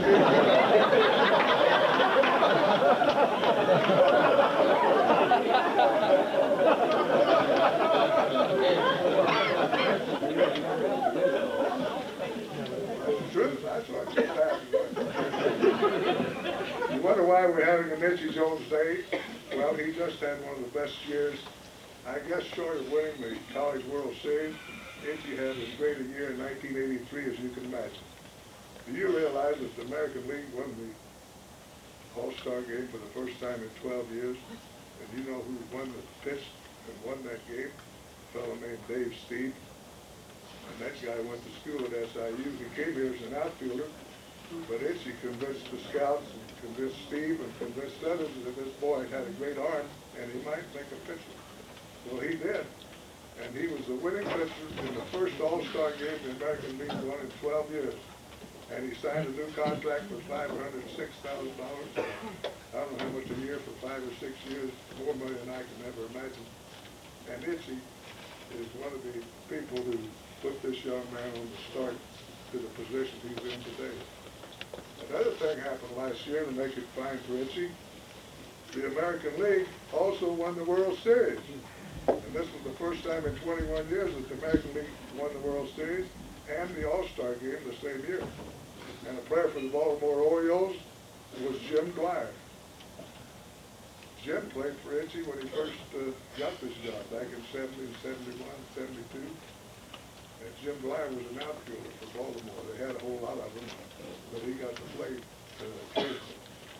In the third game of the playoffs with Chicago, the series stood 1 game apiece, and we opened the series in Chicago, the third game. And the first time at bat, Jim Dwyer got a hit. Ripken got a hit. Murray got a home run, a 3-run homer. And the Orioles went on to win that game 11-1. They won the next day, and they're in the World Series against Philadelphia. First time at bat in his first game of the World Series, Jim Dwyer hit a home run. Unfortunately for Jim, he didn't get a lot of fame and publicity because the Phillies came along to get 2 runs that game. Baltimore didn't get another, and the Phillies won the game 2-1. But in the 4th game of the World Series, Jim Dwyer was a batting hero.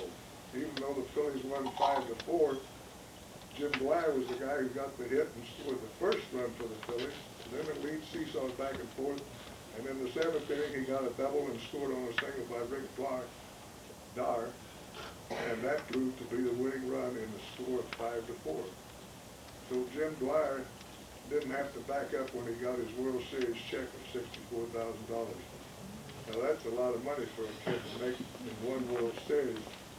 When you consider that 12 or 13 years ago, he was working on North Park Avenue at what used to be the A&P grocery store. He was sacking groceries to make his way through college. And his boss there was Frank Frisch Calcaterra, who used to be a pitcher. He was the manager of the store, used to be a pitcher on the Stag softball team. And I imagine the guy who got him a job there was maybe a little coach. But this boy, Jim Dwyer, used to bag groceries in the grocery store in Harris. So Itchy has always gone and shoved the people up just to do a little bit better, go a little farther than maybe they thought they could. And that was a big year to have a boy pitch and win the All-Star game, have another playing on the winning World Series team. I know I've talked a long time. I'm reminded of a story about a fellow named Steele. He went to a convention and he was supposed to give a financial report of his organization. And he did. And the more he talked, the more people got up and they left. They kept going. And he kept talking and talking, and more people left, and more people left. Finally, he finished his report. Very boring, very long. And he looked up, and he saw one little man sitting out there. And he says, "Sir! Sir!" The little man looked around. Hell, he was the only one left. He says, "Sir, I want to thank you for your kind attention." The little man jumped up and he said, "Hell, don't thank me, I'm the next speaker."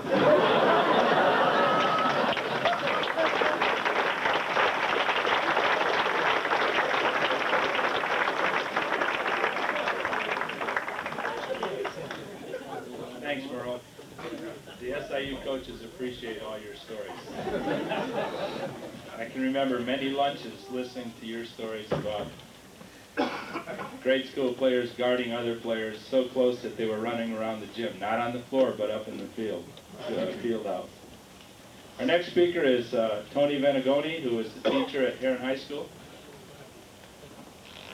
And the members of the committee said that he was a great teacher and he was just like a coach because he made you work your butt off, and when the semester was over, you appreciated it.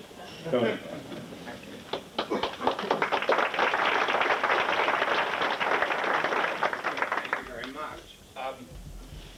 Ladies and gentlemen, and St. Itchy Jones, this is the canonization. I've just come from christening. So it's natural that somebody should be canonized now. So St. Itchy, congratulations. You know, being almost the last speaker after a program like this is difficult. Everything I had written down has been said. And I listened to my paisano, Lidio Cavuti. Well, he talked forever. I remember when he was sort of quiet. What's happened? But being the last speaker, being almost the last speaker, does have its advantages. And that the super critics either have left or have fallen asleep. It does have its disadvantages because everything worthwhile has been said. What can I do? What can I say? I'm not a jock. I don't even know what the hell I'm doing here. But nevertheless, I am a brave soul. I'm one of those people, you know, who rush in where angel spirits tread. Of Itchy Jones, the 1956 Herrinite said, "There's not a breathing of the common wind that will forget thee." Well, that's pretty heavy stuff. I don't even know what that means. I went to Bartlett's to try to find out who said that originally. No luck. I went to another list of common sayings. No luck. Itchy, did you write that? I know better than that, don't answer. But that quotation is quite true about this man whom we are beatifying, canonizing, honoring today. I've known Itchy for a long time, and his family before him, because we grew up and we still live in the same neighborhood. And Merle, that address is 400 North 11th, not 401. You're on the wrong side of the street. You know, there's the east side and there's the west side, and we're on the east side, right? You know, you do know your direction. Nevertheless, I am not a sports fanatic, but I have followed Itchy's career with interest. He had it as a freshman in 1953 when he made the Tiger varsity basketball team. And he had it as he grew from a 5'7", 140-pounder sophomore to a 5'9", 150-pound senior. And he really has never quite stopped growing. He's improved as the years have passed. While he's not added much height or weight, he's grown in stature. He's gone far beyond being selected to the Southern Illinois All-Star team. He's gone beyond having his suit retired for outstanding play during his 4 years in high school. Itchy's play, not the suits. In 1955, Itchy, along with Ron Gray and Tom Thomas, was given honorable mention in both the Chicago Daily News and the Champaign News Gazette. Today, I doubt seriously if any newspaper worthy of the name has not mentioned Itchy's ability as a coach, as a college baseball coach, not basketball. I know he could have gone either way. Ambivalent, I think is the word that we use. But he chose the better part. He went into baseball. Itchy, as your former teacher, and president, neighbor, and friend, I do congratulate you for what you've done. Not only in the field of athletics, but in all facets of your life. I admire you. I think you've got a tremendous future. You're doing a great job. And every time you field a team, win or lose, there are two diamonds, the baseball diamond and you. God bless you.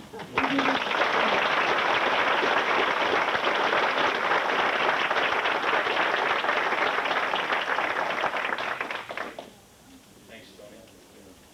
Our next speaker had to go to New York for some Pro Scout meetings. Jim's not here. So we're going to have Laverne O'Brien read some telegrams that were sent to Itchy.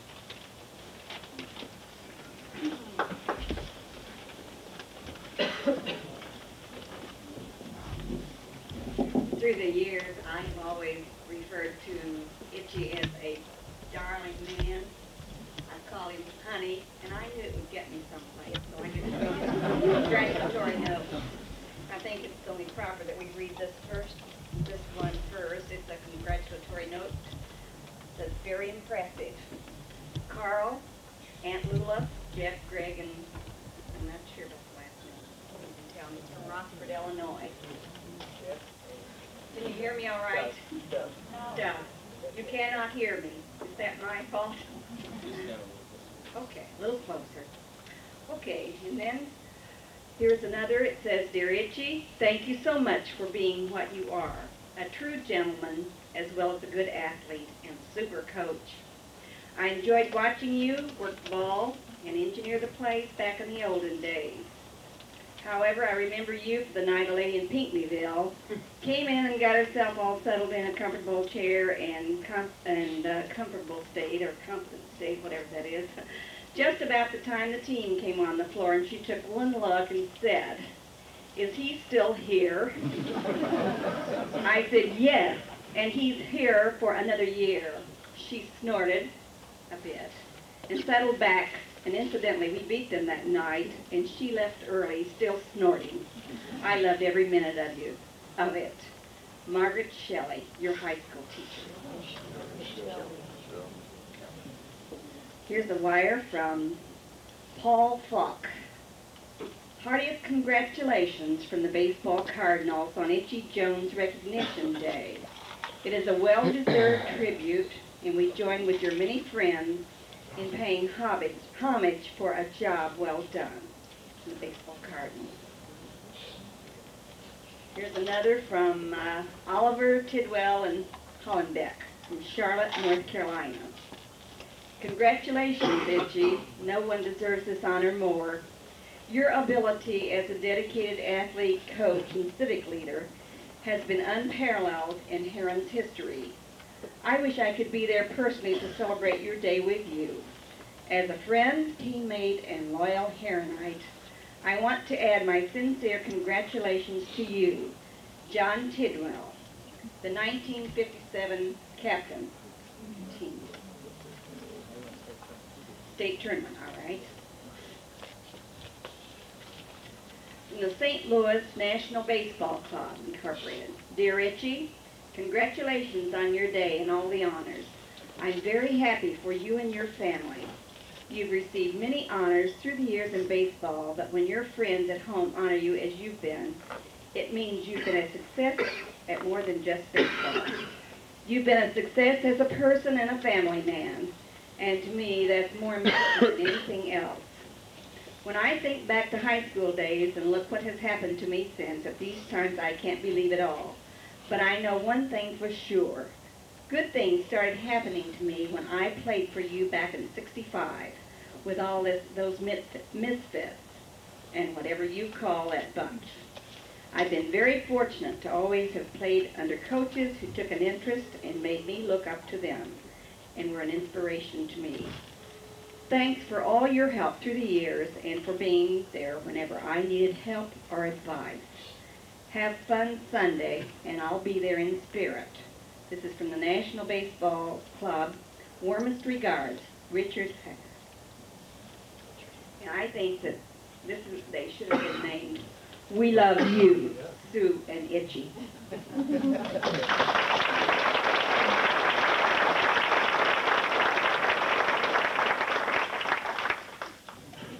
Members of the committee would like to thank Bob White, who's taking all the pictures and going to put together a memory book for Itchy. As I understand it, Bob White is the man that gave Itchy his nickname. What is your nickname?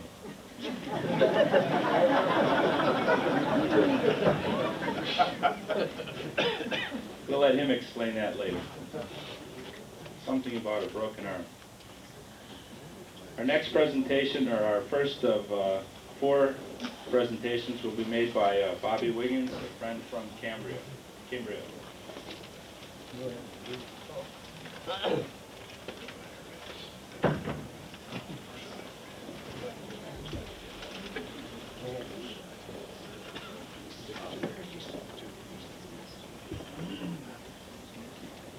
Great honor for me to be able to present Itchy Jones. This plaque in memory of Shaker Bush.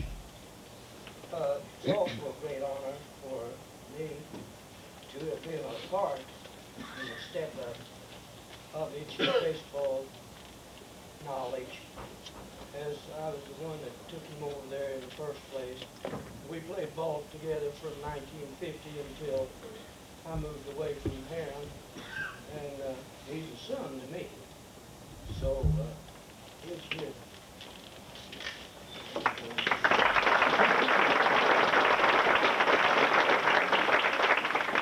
was going to read a part here for Bob, and this is a book that was put together by a baseball coach. It's P-A-S-T-B-A-L-L. There.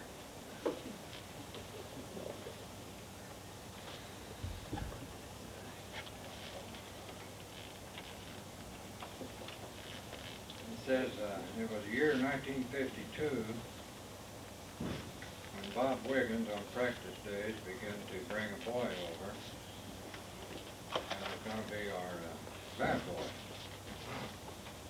And because of his ability to handle grounders as well as a good stance at the plate as a left-handed hitter, people suggested that Itch would be a good man or boy to play with us rather than take care of that. One Sunday morning we were short on infielders, so I put Jones 14-year-old. He was a left-handed hitter, and Town had a tall left-handed pitcher that could throw hard and had a fairly good curve. I put Itch in at second base and put him in the 7th spot, hitting. He was 1 for 2 at the bat, hitting 3 base on ball against a left-hander and striking out 1. In the field, he handled 7 chances and balled 1. Probably just to prove he's human. And for a kid like he was, he stood out. From then on, he became a regular. He played in 13 games and hit a respectable .243 and leading off most of the time at bat. In those 13 games, he drew 15 base on balls, which proved to me his potential. Now this was written by Shaker Bush at Cambrian, and then an interview by Mr. Caldwell 6 days before Shaker's death. I think he sums up a lot of what's been said about Itchy. He said, "You didn't have to say things twice to Itchy," recalled Bush in an interview shortly before he's dead. "If I would have ever had a boy, I would have liked him to be like Itchy Jones."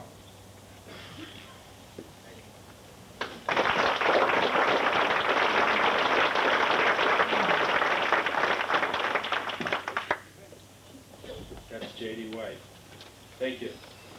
The next presentation is made by Terry Umdenstock from the Herrin American Legion, group that had a great deal to do with Itchy's baseball.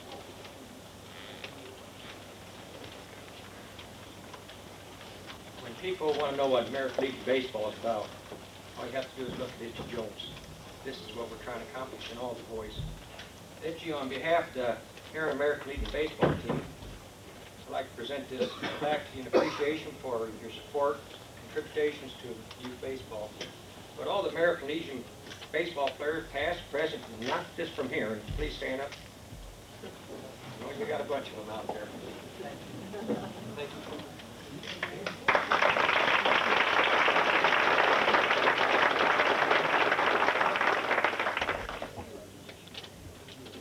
Thanks, Terry. Our next presentation is by Mayor Ed Quaya from Herrin.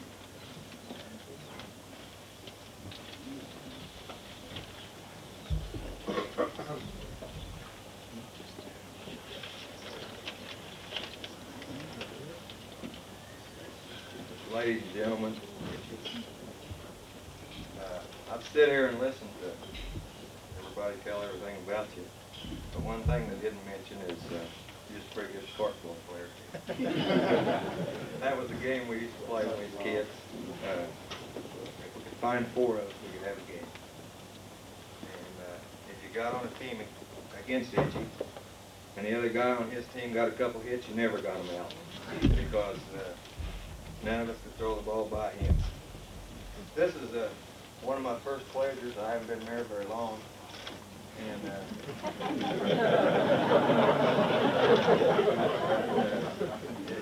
it is indeed a great pleasure, and people here in love it.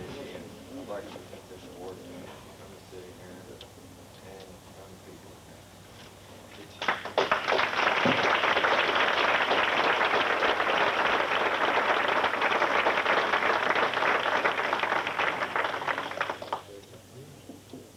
Thanks, Mayor Quaya. Our next presentation is made by Bob Geralds from Energy.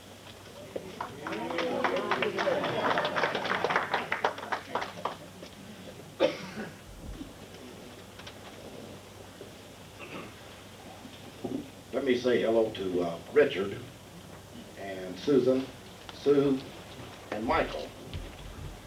See these people up here, you know that they must be fine people. I happen to know where Richard lives because I lived up there before he did. I lived at 400, help me, Rich, North 11. But I was first married with his grandmother and grandfather, Mr. and Mrs. Sloan, right? On behalf of the Village of Energy, my trustees, who suggested that I make him this honor, and Richard, this will get you anything you want, except a free pass on Route 13. travel at, so keep it under 55 if you will. Herrin's had 2 mayors in the last 30 days, and Energy is going to have another one. We would like to make Richard an honorary mayor of the Village of Energy.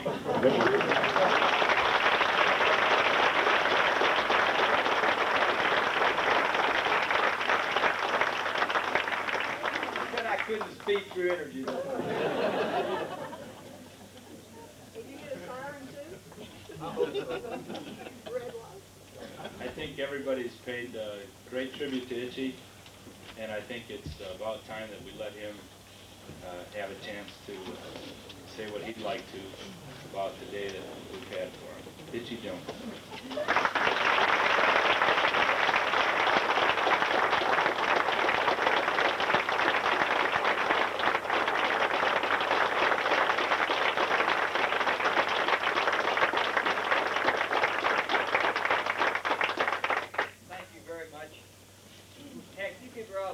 I'm not a very serious person.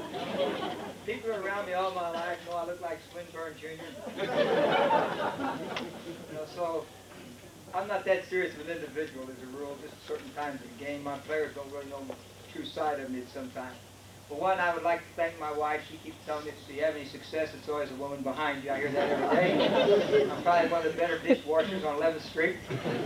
My daughter, Susan, my son, Michael, have been very, very joyful to us in our life and really enjoyed them.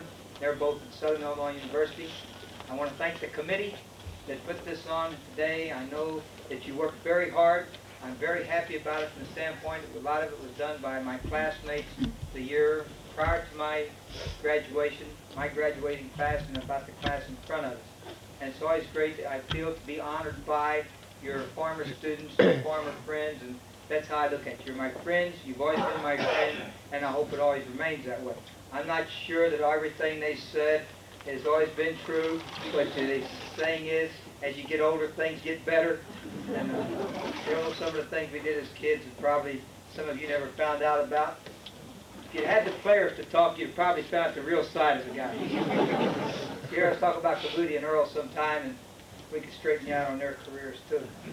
I would like to thank Lidio Kabudi for coming and taking the chance of putting a young person as a freshman on the varsity. At that time, little does he know that Earl was coaching me on the JV team, and Earl was about to get rid of me on the sophomore team, but I wasn't playing too well. I was probably averaging 2 assists and 7 lost balls a game.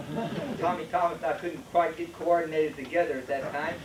And I was thinking seriously about getting out of the game of basketball because I was so small and really struggling at that time.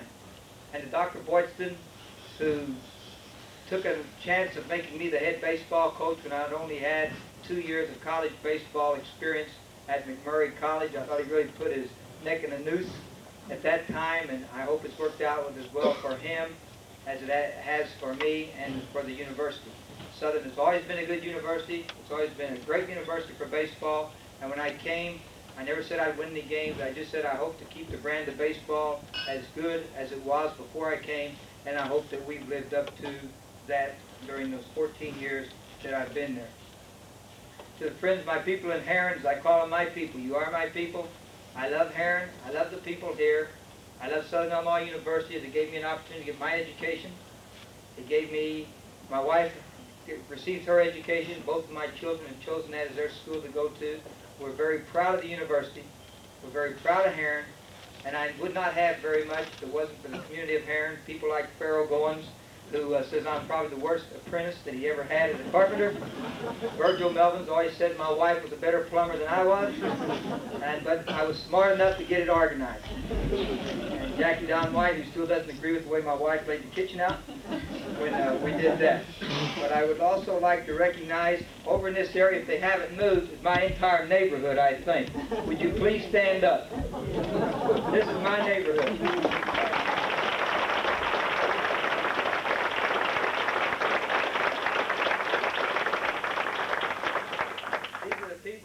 Take care of me, my wife, and my children, and I'm still just a little guy in the neighborhood who runs around, and to them they don't know I coach or what I do. They just accept me as the kid down the street who's always making noise and has everything torn up in the neighborhood. And I kind of keep the neighborhood excited, I think, because they never know what's going to happen in our neighborhood. To the administration from Southern Illinois University, my coaching colleagues, the athletic director, and to all of you here today, I want to thank you for the afternoon that you've given us to spend this afternoon in Herrin, and you honored me. What I would like to say in return, each and every one of you has done more for me than I've ever done for you. And for that, I would like to thank you, invite you to attend any event that you would love to attend at Southern Illinois University, but it's a great university, a great coaching staff, and I feel very fortunate to be able to work with the people in our university and the coaches there. Thank you, and may God bless each and every one of you. Thank you.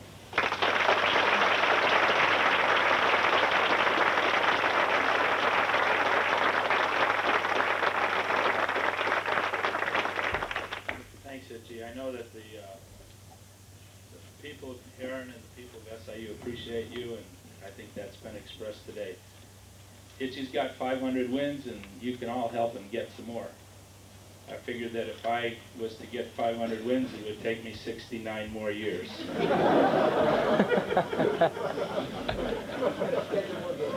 We don't play enough. There's two things we give our children, wings and roots, and Itchy has them both.